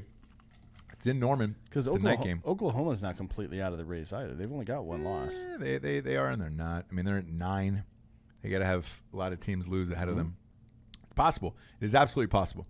Last but not least on the college schedule, Wyoming at Boise State, minus 12.5. It was some Drinkin bros who hit me up on Drinkin Bros Sports, and they were like, hey, Ross, I know you put all that money on Georgia. Did you put it on Boise State? I always put 100 on Boise State no matter what. I always bet on Boise. It's always 100. I'm sorry if I made you feel like shit by saying, well, yeah, I bet it, but like I don't really care because I had already won $1,000 off the fucking Georgia game. Yes, I always bet Boise State. At 12.5, absolutely. It's fine. They're at home. I think they win by 2 TDs. There is, however, better games to bet on. Namely Penn State's and the LSU game. So this is an afterthought for me, but yes, everybody who is on Drinkin Bros Sports Facebook. By the way, that's where you can see our real live bets every single week. That's a private group on Facebook, so we can actually post that shit. But yeah, I always throw a hundo on Boise State, and at 14, we'll see. They're at number 22. They've only lost 1 game. They haven't looked that great in the last couple weeks, but we'll see. It's at 13 now. Is it really? Yep. So people are betting Boise State's. Get it while it's hot. Get it under 2 TDs because I think they win by 2 TDs. I'm going to take it. You probably won't, right? Nope. No. No, I'm the only one who always bets on Boise. Well, I like them a lot. A lot. NFL, I'm not going to recap last week. It's been a nightmare season for me. Mm-hmm. The only games I win that I consistently win are the Monday night games, and they're always out of desperation. I put the house on the Cowboys last week, and they came through. I cannot judge this NFL season, man. Starting with this Thursday night game, Chargers played Green Bay. It was exactly like I said on the sports show last week. It was all Green Bay Packers. It looked like a fucking home game in Los Angeles for the Green Bay Packers. Yep. There's even been some chatter that they're going to move the Chargers to London. Good luck with that. Phillip Rivers would be out of there. There's no way he's moving him and his 9 kids to London at this stage of his career. It's stupid. They can't move him to Vegas. I'd say move him to Vegas, but you can't. I don't know what they're going to do with this. I think LA is fine because you're going to get the casual fan to go and buy tickets for the other teams. But I don't know if this team ever has a home team again, man. They should not have left San Diego. This was dumb. However, they beat the shit out of the Packers, man. Yeah. And that's why I give the Packers pause at saying they're great. To me, it is Saints, Patriots, and Chiefs. That's it. That's the 3 elites. Everybody else, week to week can get burned. I disagree, and here's why. Okay. Every single game that the Packers have dominated in, Aaron Jones has about 20 to 25 touches. Mm-hmm. So carries plus receptions. Sure. He had 9 in this game. That's what scares me about the Packers. I've said this all year long. Like that's Aaron Rodgers' ego. Yes. Getting in the way of them winning football games. Correct. He threw for 161 yards. Because he's in LA. It was Dan Kirkpatrick. He's trying to impress his agents, all his sponsors, all that other bullshit. And he didn't hand the ball off. Aaron Jones had 3 fucking points in fantasy. He killed people. Yeah. Killed people. And the Chargers, man, look, most of their losses, 4 out of 5, have been by 1 touchdown or less. They finally put the pieces together. Melvin Gordon looks like Melvin Gordon again. probably because he sat out 90 weeks. Yeah. But look, man, the Packers got a house, and that's what worries me about the playoffs is does Aaron Rodgers try to play hero ball and not hand the ball off? We'll see. I don't know. But this Thursday night game is actually fun. Chargers at Raiders. 4-5 versus 4-4. Each team legitimately still has a shot at the playoffs. They're also better than the records. They are. Like the Chargers stumbled out of the gate. And they play hard. Yeah, they play. They're not that bad. And Josh Jacobs is a fucking stud too. Beast. By the way. Could be the rookie of the year. He's absolutely the rookie of the year. I don't offensively. Yeah. Because they give offensive and defensive. Yeah, Bosa is definitely going to be the defensive. There's no question. Yeah. Well, I don't know. Devin Bush maybe. Depends on how things keep going. But I think it's all Bosa, brother. Bosa's more of a fucking game changer than Bush. At any rate, yeah, I think this is a really interesting game. I'm going to pick the Chargers or the Raiders in this game. I'm going to take the Chargers, and this will be our Fight Club game of the week. I'm going to take the Chargers, man. I think they still have a shot at this thing, and I think they're back, man. They played inspired last week. This is in Oakland, an 8 o'clock game in Oakland. It's 70 degrees. It's going to be perfect conditions. You know their fans are going to be out for this. We're going to Vegas next year. This will be actually a really good game to watch, and I'm amped about it. But I am taking the Chargers in this one. It's basically a pick 'em at this point. Yeah. At -1. So I'm going to take the Chargers, and then, over-unders 48.5. This is something I put a 6-point teaser on. I knocked that over down to 42.5, and I take the Chargers +5, and that'll be a fun thing for me. So I'm going to do that, and you're taking the Raiders. Yep. Good for you. Next up, we got Lions at the Bears. Oh, Lions and Bears. Oh, my. Chicago -2.5. Why? Two disappointing teams here. Why? Because you never know which Lions are showing up. I mean, week to week. No, but these fucking Stafford guys has been great. Well, he is on the injury report, by the way. He's lost 4 of the last 5 games, so I'm not sure how great he is. He personally is great. He is. He's having the same season as Matt Ryan, where it's like fantasy-wise, Stafford's been great. I started Stafford last week. I started in the last 2 weeks. He's been great. They just cannot pull it together, though, man. Their record is exactly who they are. They're a 500 team. The Bears, though, I don't know what they're going to do with this quarterback situation. I don't believe in this fucking team. I'm going to take the Lions. I'm not betting this team because it's two teams. Not only is the game itself a coin flip, but the teams and who's going to show up for each team is a coin flip. This could be a fucking 20-point blowout by either team, and I'm not going to bet that. Could Fuck be. that. I'm going to take the Lions in this. I like and McKissick looks great. I'm taking the Lions. I'm good on this. Next up, we got the Ravens at the Bengals. All right, here's the deal, people. I know you've been fucking crazy hard on me about the way I've chatted about Lamar Jackson all year. That he's not an NFL cornerback, and he won't be. What you are seeing out of Lamar Jackson right now, to me personally, is exactly what Michael Vick looked like in Atlanta the first 2 years. Yeah. He was exciting. He ran. He avoided. He made highlights. He was a blast to watch. Year 3 is where he got fucking hurt. He got nuked. Yeah. You keep running like this. I mean, the rules are different for quarterbacks even when they're running now. They are, but some of these plays that he's making, Lamar Jackson, and he's a blast to watch. And I've started him in fantasy in 3 leagues this year. And he's delivered every game except for one for me. He has been great. I don't see how he can keep playing like that in the 3rd year. To me, he's on the same exact path as Michael Vick, where he's gonna get popped and it's gonna be bad. And but is he fun to watch? God damn it, you're right. He is. Yes, he's amazing to watch. This is Baltimore -10 against the Bengals. I'm going to take a 0.5 point, and I'm going to take the Ravens in this one because the Bengals are now the only team that is defeated. They're 0-8. Yeah, I'm good with that. I'll take Baltimore 9.5. And if I'm AJ Green, I don't come back this year. I leave. Is this his last year of his contract? Last year, I leave. I go somewhere else. I get myself healthy from whatever this weird ankle injury is. Yeah, he's OBJing it right now. And look for the Patriots to sign you in the offseason. But, yeah, man, this Bengals team is terrible. Dalton's not starting. A.J. Green is still not playing. And the Ravens have looked on fire. Hopefully they don't get too down about this game after the high of beating the Patriots. Patriots finally had to play someone last week. That was different to see. And that's what I'm talking about on Alabama LSU, by the way. Mm-hmm. As great as you are, great as you've been, great as everybody's telling you're going to be, once you have to play difficult competition, you get down for the first time, which the Patriots were down 17-0 in the first quarter. I watched that entire game. Yeah.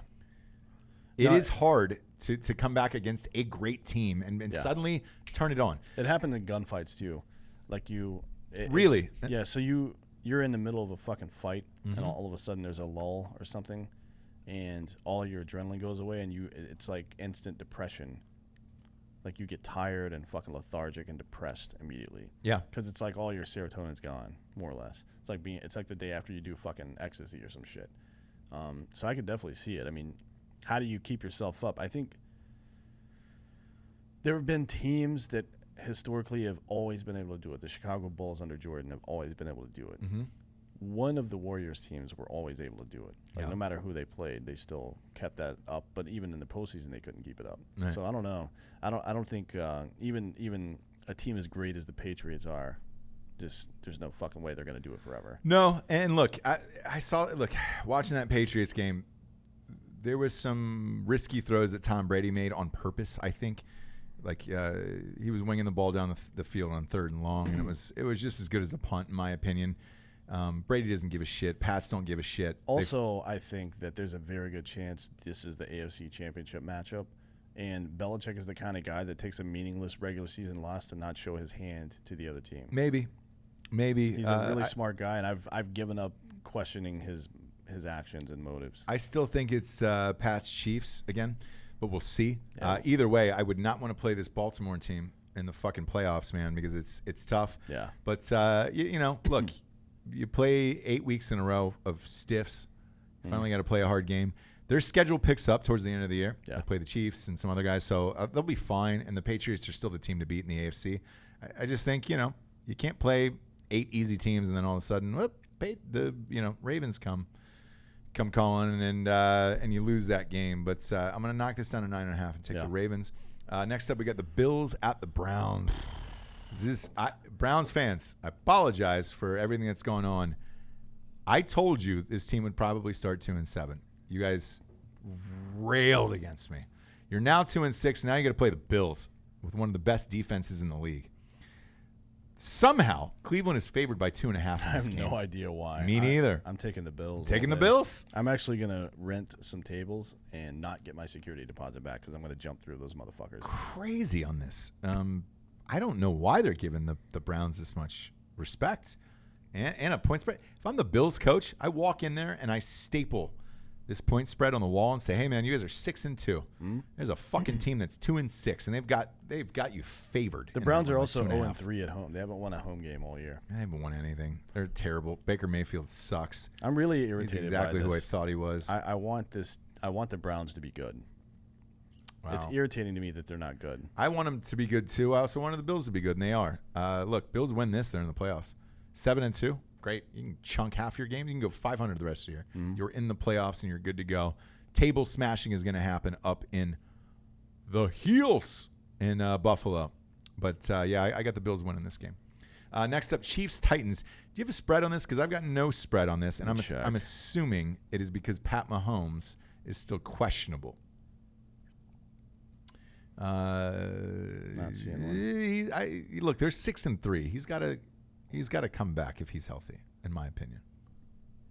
The fuck? Show me the goddamn game. Titans have been inspired with Tannehill. They're up to 4-5, and they believe like they have an opinion. No spread on it. Yeah. It's because it's Mahomes. They don't know if he's going to play. So I'll put it this way: on my fantasy team, I got Mahomes in 3 leagues. They have points up on the board for him at 22.5. So they're thinking he's going to play. He has practice. I don't know.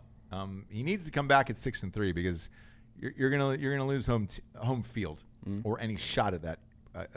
Now with the Ravens playing as well as they are, you definitely want the home field if you've got like some people. Yeah, if I was the Chargers and I had a guy that was mildly injured, he was a big part of the team, I would set him out and not care about home field because who gives a shit about playing in LA? But if you're playing at Arrowhead, you want to have home field advantage for sure. I agree. So we'll see. Look back towards the end of the week. If Mahomes is playing, I'm obviously betting that game. Yeah. If he's not, I'm probably still betting that game, and I'm probably still taking the Chiefs, but I don't know what that spread will be. Yeah, we'll have to see. It'll probably be very small. Next up, Falcons at the Saints. Man, rivalry game. Should be. There's a lot of laughter here. There's some asshole laughing in the other room. Baton Rouge Brooke is laughing here in the background. She's obviously a diehard Saints fan.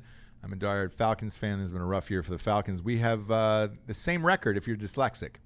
Falcons are 1-7. The Saints are 7-1. So anybody with dyslexia out there, you'll be amped about this matchup. However, as a real Falcons fan, I am not. This is Saints minus 13. That is a big boy spread.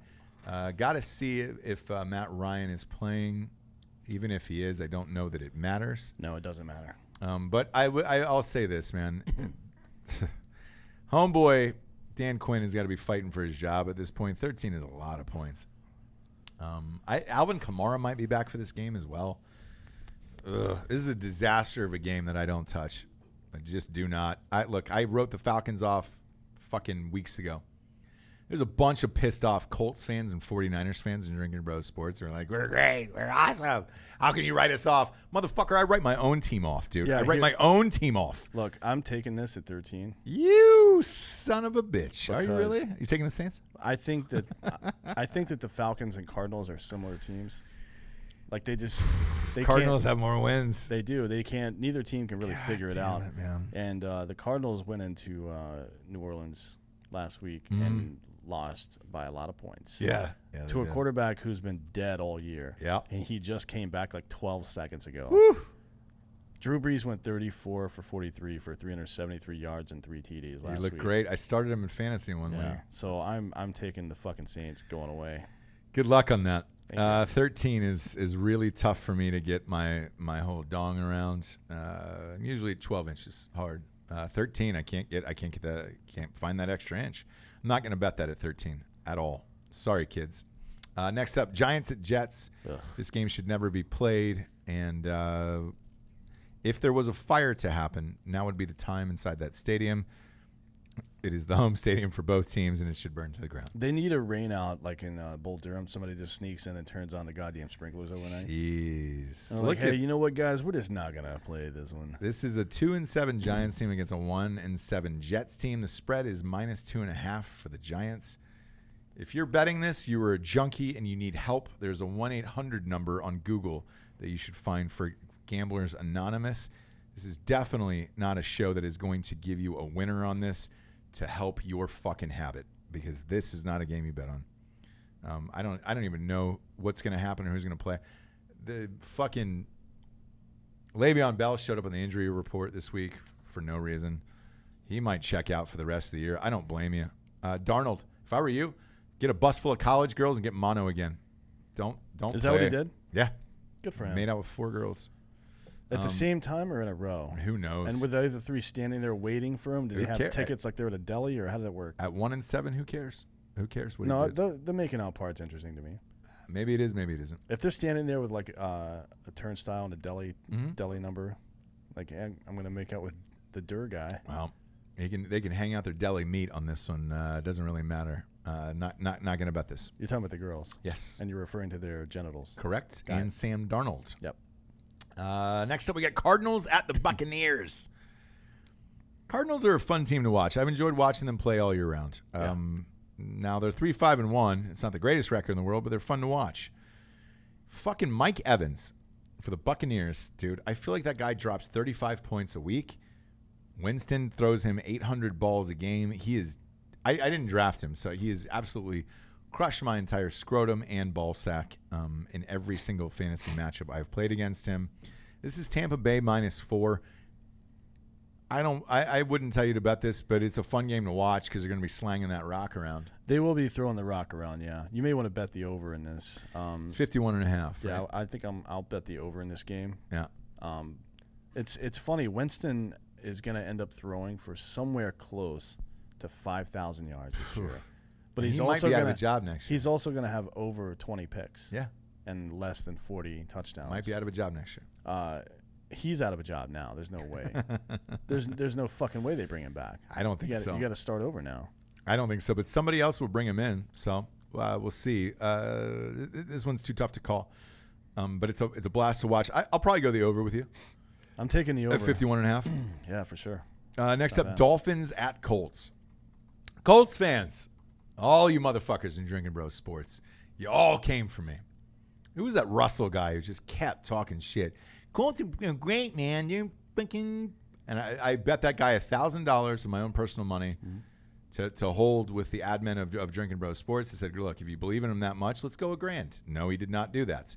What happened last week? It was -1. That was one of our locks of the week. The Colts quarterback got injured is what happened. That's exactly what happened. It happens sometimes. Yeah, it happens 14 times this year for NFL quarterbacks. That's true. You're talking a lot of shit, though, for Brian Hoyer to have come in the third string. They don't even have a third string quarterback on the roster. They just have those two guys because you know who was playing for the Steelers? Their third string quarterback. Third string against third string, and you couldn't beat him. That's a fucking coin toss, though. That's not a real game. Exactly. But if you're a championship team, it shouldn't come down to that. The Colts are not a championship team. Look, you can take the Patriots and put Brian Hoyer on that team. They're not going to beat a team that's playing well. You know who Brian Hoyer used to play for? The Patriots. The Patriots. Yeah, and he didn't win any goddamn games over there. None. And he's not going to win with these guys right now. I don't think Indianapolis is a championship team. By the way, I think they're maybe a second round playoff team. Maybe. They're definitely a first. They could probably win one playoff game depending on what the matchup is. Maybe, but do I give a shit? I don't. No. I don't care. No, nor should you. No. By the way, the Dolphins won a game last week. Yeah, they did. And this spread is only 10.5. Yeah, the Dolphins are starting to get some much-deserved respect, finally. after winning one game. Yeah. Good luck with Brian Hoyer. I'm not touching this fucking dog shit at all. I don't care about the Colts. And as a matter of fact, if the Colts lose this game, they'll be at 5-4. And there's your championship team, assholes. At 5-4. Having just another mediocre season. Breaking news, Jacoby Brissett was a limited participant in practice Wednesday. Keep an eye on that. So, I'm sure if he plays, the spread goes up. Either way, I don't care enough about it to really give a shit. Who is the guy that I told I would nail in actual horseshoes into my bare feet and walk around? I don't remember. I don't either. But it doesn't matter. They're not winning the Super Bowl. Speaking of, we'll get there in a sec. Actually, it's the last game. Never mind. Keep going. So, look, you can have fun with this. It's Colts at home. It could be Brian Hoyer. It could be Brissett. Wait to see who the starting quarterback is before you bet this game. I mean, if it's Brissett, they're going to win by over. I would take it down to 9.5, to be honest. And shout out to Kenyon Drake for coming into the Arizona system. He got traded from the Dolphins last week. Yeah, he had a great week. Fucking money. Destroyed it, man. That could be a big long-term pickup for them, too. No. Look, it could be a big long-term pickup for everybody in fantasy. Shit. If you add him, chances are you won this week. Next up, we got the Panthers at the Packers. Ugh. Green Bay -5. I think they learned their lesson. They got their panties pulled down last week. Yeah. It's going to be 35 at kickoff. I got the Packers in this one. Well, Cam Newton's out for the year. He is. Basically. They haven't said that. They actually did. They put him on injured reserve. He's done. On the IR, but you can come back.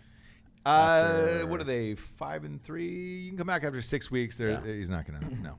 He's all done. It depends on where they are after that, but I doubt it. He's all done. But I'm either way, I'm taking Green Bay in this game. Yeah, I think he's the quarterback of the Colts next year. So I'm kidding.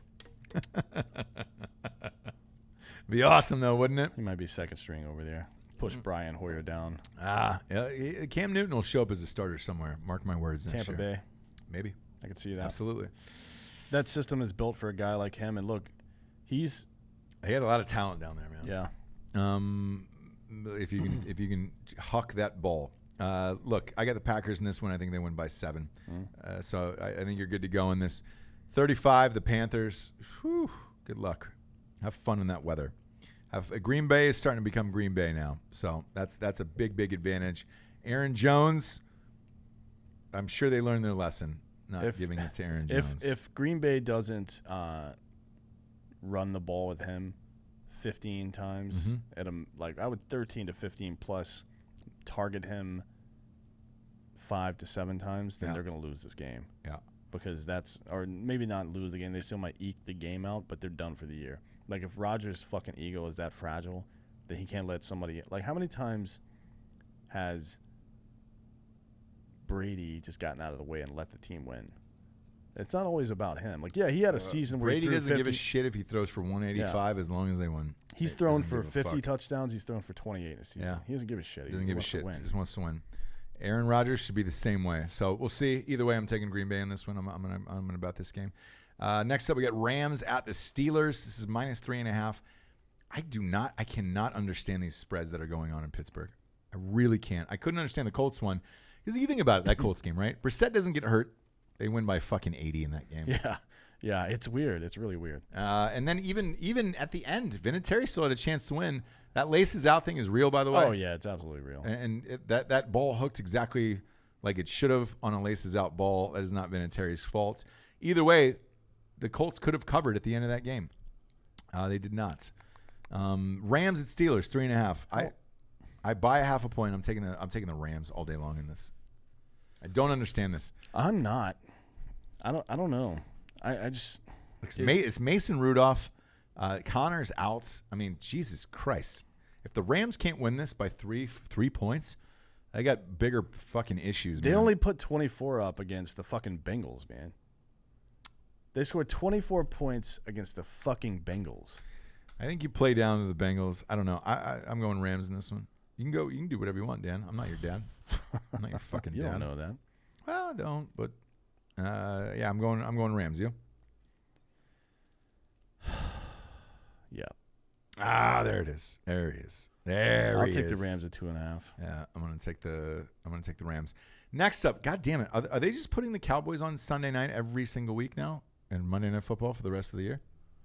You have look Sunday Night Football. You have the rights to. It's Vikings out Cowboys. It's a great game. Mm-hmm. Vikings are 6-3. Cowboys are 5-3. I want to caution you out there, fantasy football owners, on Adam Thielen. This guy fucked me in 3 of my leagues this week. He played one series and then he sat out the rest of the game. He's fucked a lot of people all across the year. So is Stephon God Diggs. damn it. Stephon Diggs scored like He 4.5. had one catch. It's like for 4.5 4 points. yards. Yeah. Motherfucker. I'm done with him. I'm replacing him with Samuel on the man. Patriots now.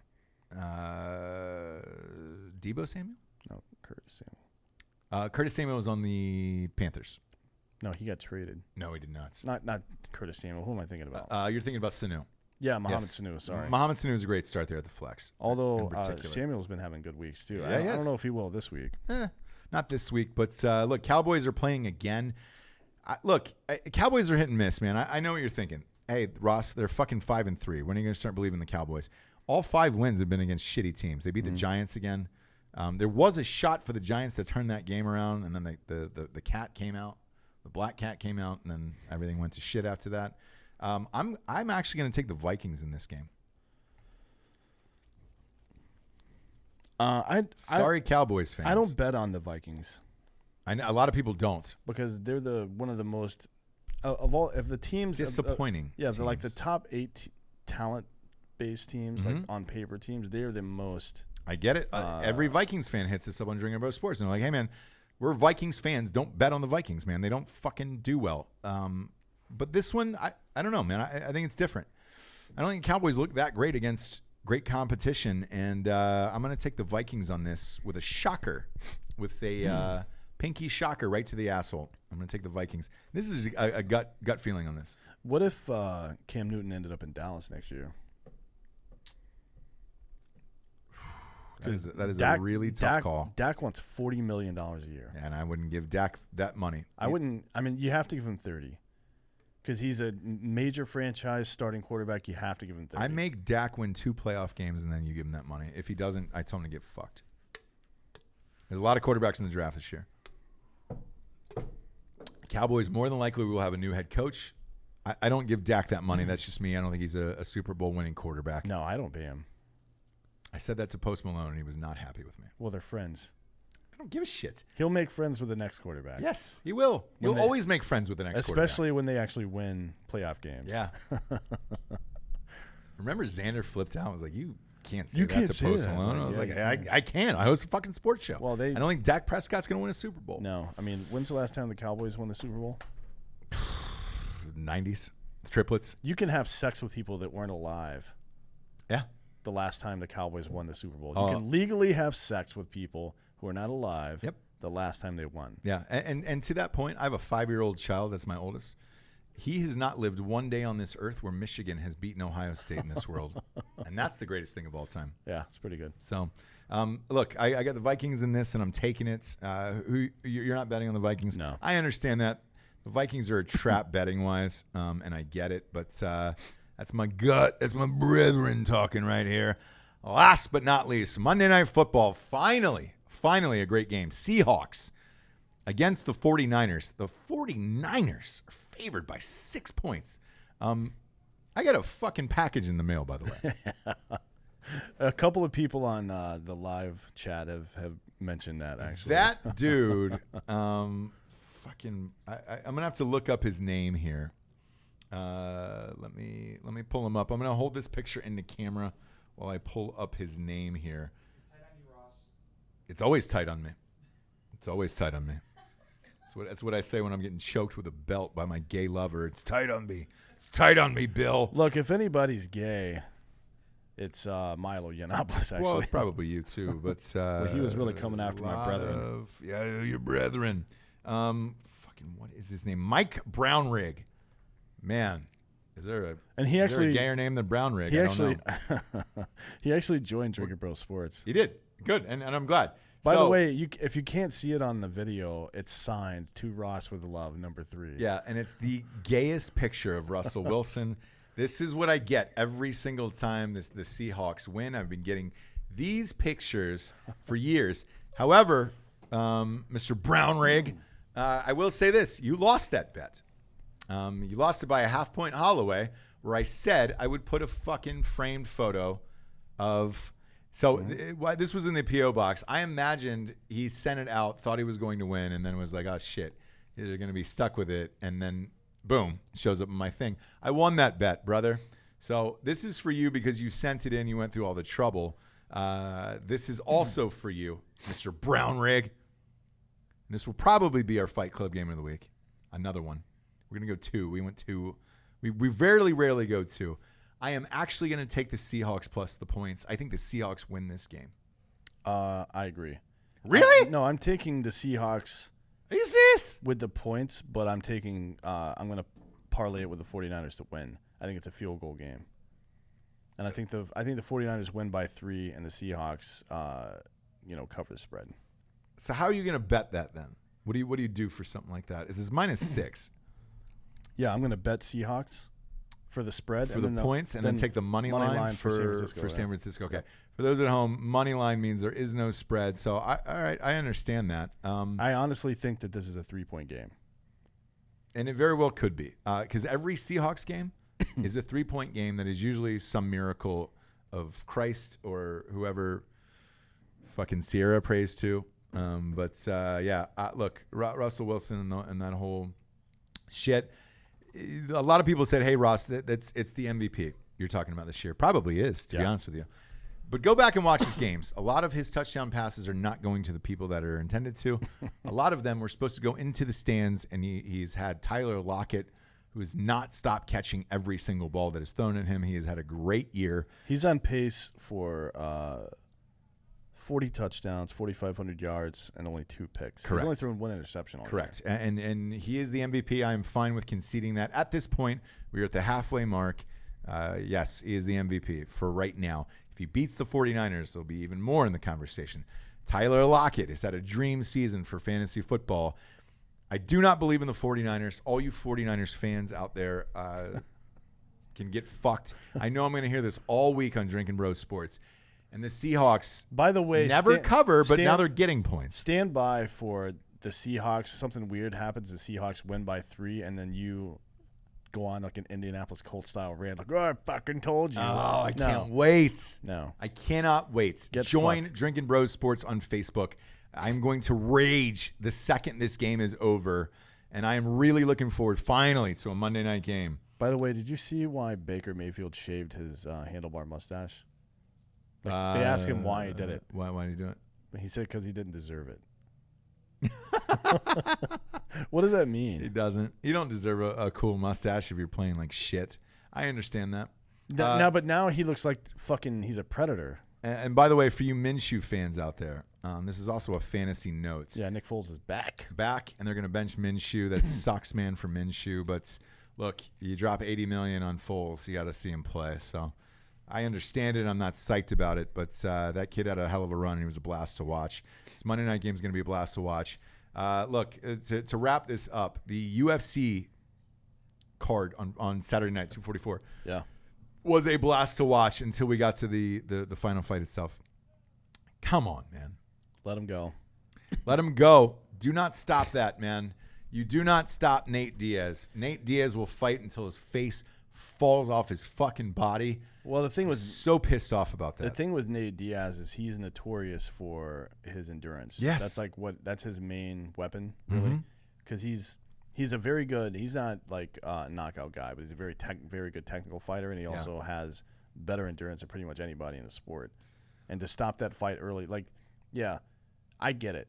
Sometimes shit's a little fucked up. Things go different ways. You want to apply the rule as it lies, but there's also the spirit of the law, right? Not just the letter. Right. And if it's a guy is taking that abuse because he doesn't care, and because he's planning on going hard in the last 2 rounds because that's his game plan, you got to fucking let him go. You got to let him go. That doctor said he's receiving death threats.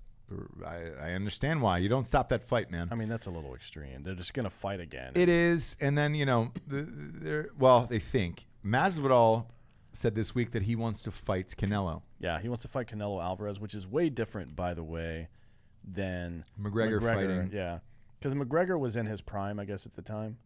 And he was fighting a boxer that was 80 years old. Still lost. Canelo's in his prime. Yes. He's in the middle. I think he's just finished fight 3 of an 11-fight deal with DAZN. Yes. It's called DAZN.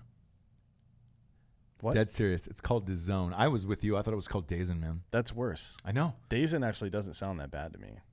All of them sound bad to me, but everybody was calling it DAZN, and I was like, "Is that what it is now?" Or was everybody shitting on DAZN, and they were like, "Oh, let's change it to DAZN." It's actually DAZN. It's actually Dirty. You just put an E at the end and a little squiggly. Damn it, man! That's a Joe Dirt move, is what that is. You're gonna spend $1 billion on a fight network? Don't name it fucking DAZN, you dumb fuck. No, they should have named it like whatever the Latin word for death is. Yes, or something Muerte. Cool. Well, that's Spanish. But whatever, man. Yeah. Fucking put that up there. Muerte. Just put a fucking skull with blood coming out of its eyes. That should be your logo for fight to the death type shit, not DAZN. I feel like I ordered the special at Pizza Hut this week. I'll take the DAZN. You're a fucking Domino's guy, though, right? Yeah, but I'll take the DAZN for the week. It's got cheese in the crust, and you can fucking butt fuck the middle. I might get a pizza right now after you brought that up. You should. Everybody at home wants to get a pizza after I talk about butt fucking it. But I wasn't psyched about that. The rest of the fights were great. Wonder Boy looked great. Yeah. Lewis, all those guys. It was an awesome card, man. Just let them fight at the end. Christ. Now we have to wait till next year and this stupid shit, which, look, if you're Masvidal and you can get a Canelo fight, you take it. Fuck yeah. He's going to get $100 million. $100 million, same as McGregor did. With Masvidal will get housed by Canelo. I want that on the record. It's a stupid fight. With Canelo, he might make, since it's been proven that it'll work with McGregor, because they made $2.5 billion. That was crazy. Off of that. It's crazy. Fucking Mayweather got 300. Yep. Conor got about 100. And the rest went to the fucking promoters, dude. Yeah. They made a fuck ton of money. So they'll make a fuck ton of money off this one, too. Masvidal is at the height of his fame. He'll never be hotter than he is right now. They've got to get this fight done. No, and not only that, like he may make $200 or $300 million off that one fight and retire after that. If you want to see who's swinging the biggest dick on Saturday night, UFC fought first. Fucking Canelo and was waiting and the fight. Fucking Ukraine or Russian or whoever was fighting the night was sleeping. They were sleeping on couches. Shevchenko? Yeah. Was that who cares? Who fucking cares? After Canelo got exposed by Floyd Mayweather at 39 years old or however the fuck he was when that fight happened, I don't give a shit about Canelo. To be honest with you, I don't. I don't buy his fights, and I don't really turn those on. I'd rather watch Wilder fight because I know somebody's going to knock the fuck out. And it's going to be awesome. But with that being said, look, those guys were sleeping on couches for a full hour waiting for UFC to end. If that doesn't tell you who the biggest draw is right now, oh yeah. congratulations, Which is man. funny because now, even sign up with Masvidal and get that fucking money, son. Yeah, even that's the weird part about all this, because even the top tier UFC people are only making $2-3 million a fight. Yeah. So if I'm Masvidal, absolutely I jump on this Canelo thing. And if I'm Canelo, I show him the boxing's king and I make this fight. Me personally, as a fan of fucking martial arts and all that shit, like I want to see Masvidal Diaz, no stoppage. Let's see somebody fight to the death. Kumite style, yeah.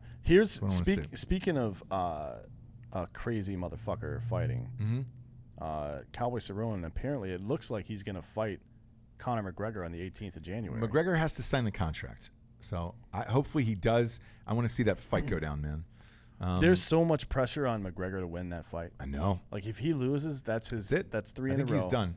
Yeah. And he's done. Nobody gives a shit about McGregor anymore. So I think he needs to take that fight, and he needs to fucking win that fight. And we need to go to that fight in Vegas. Breaking news here. Rutgers, the worst team in fucking college football. They do not deserve to be in the Big Ten or any other conference, is meeting with ex-coach Greg Schiano. Mm-hmm. The only time Rutgers had a decent football team was Schiano head coach, and Ray Rice was the running back. I think that's the only move they have left, and I think that's the only university that hires Schiano as a head coach. Tennessee tried to do it, and they came after him. Yeah. He got canceled? Yes, he got canceled. And I think this will actually go down.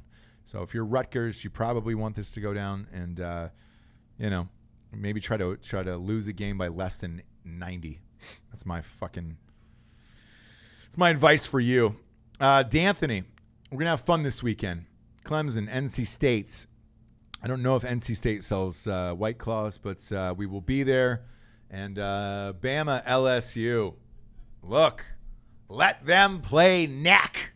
I'm gonna have to get a flask or something to take booze into that game. Why not? I'm not watching that game. Why not? Sober. Your brother will be there. He'll go in. Well, we'll be shit-faced by the time we get there anyway. Easily, because we're going to be at Instill. We'll leave drinking. We'll leave the truck at the bar, at the brewery, and Uber over. Yeah. So we'll be there. Join us at Instill for the live show. Let's go through some comments right quick, just real fast, because one dude just says, "Go Winnipeg Blue Bombers."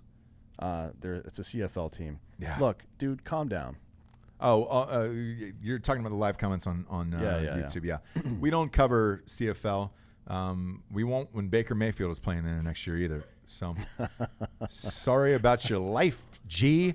Not gonna cover that. Yeah, listen to this. So Franco Melendez says Canelo $30 million for his last fight. He gets paid $30 million for every fight. It's like $32 million for 11 He's already fights. booked for 11 fights at $350 million. So it's 360 something, I think. Yeah. So it's like he's like got a 32 fight. A fight. He's got a fight, and that's what it's going to be. Diaz and Masvidal each got $500K for this fight. You're kidding. Yeah, the fucking headline fight. This is the biggest fight of the year. It's crazy, man. It's crazy. Oh God. College basketball is back, baby. Jordan Sundberg, it is back, man. I enjoyed it. I watched it with my son last night. I love college basketball. It's a blast to watch, and Ohio State's on tonight. I'm super, super amped. Cam Newton to the Bears. That would be interesting, actually. It would, actually, because the Bears are just short a quarterback, in my opinion, and a couple receivers. Please, Chicago Bears, pick up a fucking wide receiver. You've got Robinson the second. That's about it. Yeah, I played Ruben Snyder in fantasy this week, and I still lost by 30, even though I had Kenyon Drake. Yeah.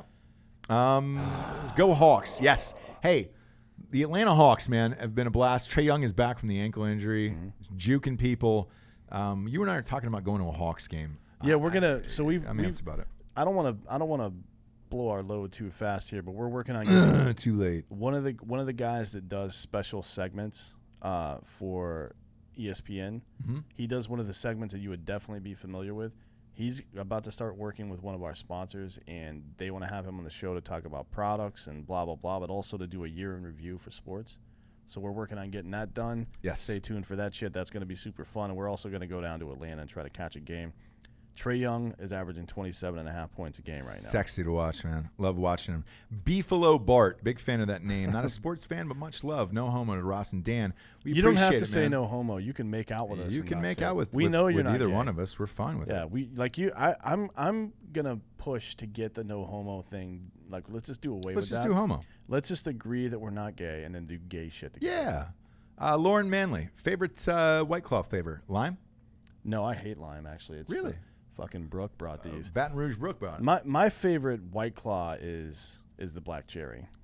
Ah, I get it. So by the way, Natty, that's my favorite. The Catalina lime mixer. Is that what they call it? Yeah, that's my favorite. I do like, so it's. I want Natural Lights Seltzer to sponsor the fucking show, dude. I would think that. Hit me up. Yeah, please. I would think I'm a fan of it. I would think that lime would be my favorite flavor because double vodka soda with a lime is what I usually drink if I'm out somewhere, typically. Yeah. So you would think, I just don't think it's lime enough.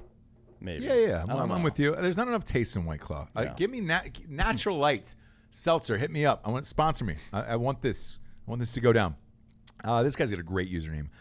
357 Sig beats 9mm. Look, Honest opinion? With the right ballistics in the round, with like a critical defense round, it doesn't fucking matter. So that might be a 1A, 1B situation. Correct. Like FDR did the New Deal, and Wheelchair Jimmy became Drake. So yeah, I mean, six. He 350 also says Harambe is real, but Jello shots ... speechless. Yeah, they go up your butt sometimes. Yeah, they go up your anus. By the way, Bobby Knight was on the show, and great guest. One of my favorite interviews. So we had him on the show. He was fantastic. Did anyone do a wellness check on Craig after the Dolphins won and cost themselves the #1 pick? And then someone down the list here said, don't worry, the Dolphins would have fucked that pick up anyways, which is probably true. Yeah, and they will fuck it up next year. Watching that draft next year, they're going to fuck it up. Christopher Gaddy, I got a Ghost pillow, and they are truly legit. Look, we would not fuck you on Ghost Bed, man. That shit is, it's costly. I actually just ordered 2 more this morning. It's costly. Did you use the promo code? Yeah. Yeah, you have to. I do too. Of course I use their promo codes and everything. Yeah. Because people always ask, like, oh, hey, man, I bet you they just send you shit all the time. Isn't one thing? But, yeah, we use our own promo codes and all this shit. I like it. But, yes, look, Ghost Pillows are the best, and we love them. Ruben Snyder, I thought the nude beach scene in Eurotrip had a higher dong ratio than Chernobyl scene. No, it didn't. Ruben Schneider. Look for that minor scene. Do you think they're going to put that on Mr. Skin, that Chernobyl? With the dirty miners walking out with all their dicks. That's great. Booger is Goomba. Yes, Franco Melendez, Goomba. That's exactly what they're called in that fucking movie. Todd Welch. Kentucky is the best. Everybody wishes they were from Kentucky. Look, their basketball team is great. Watching a game there is great. Their football team is terrible.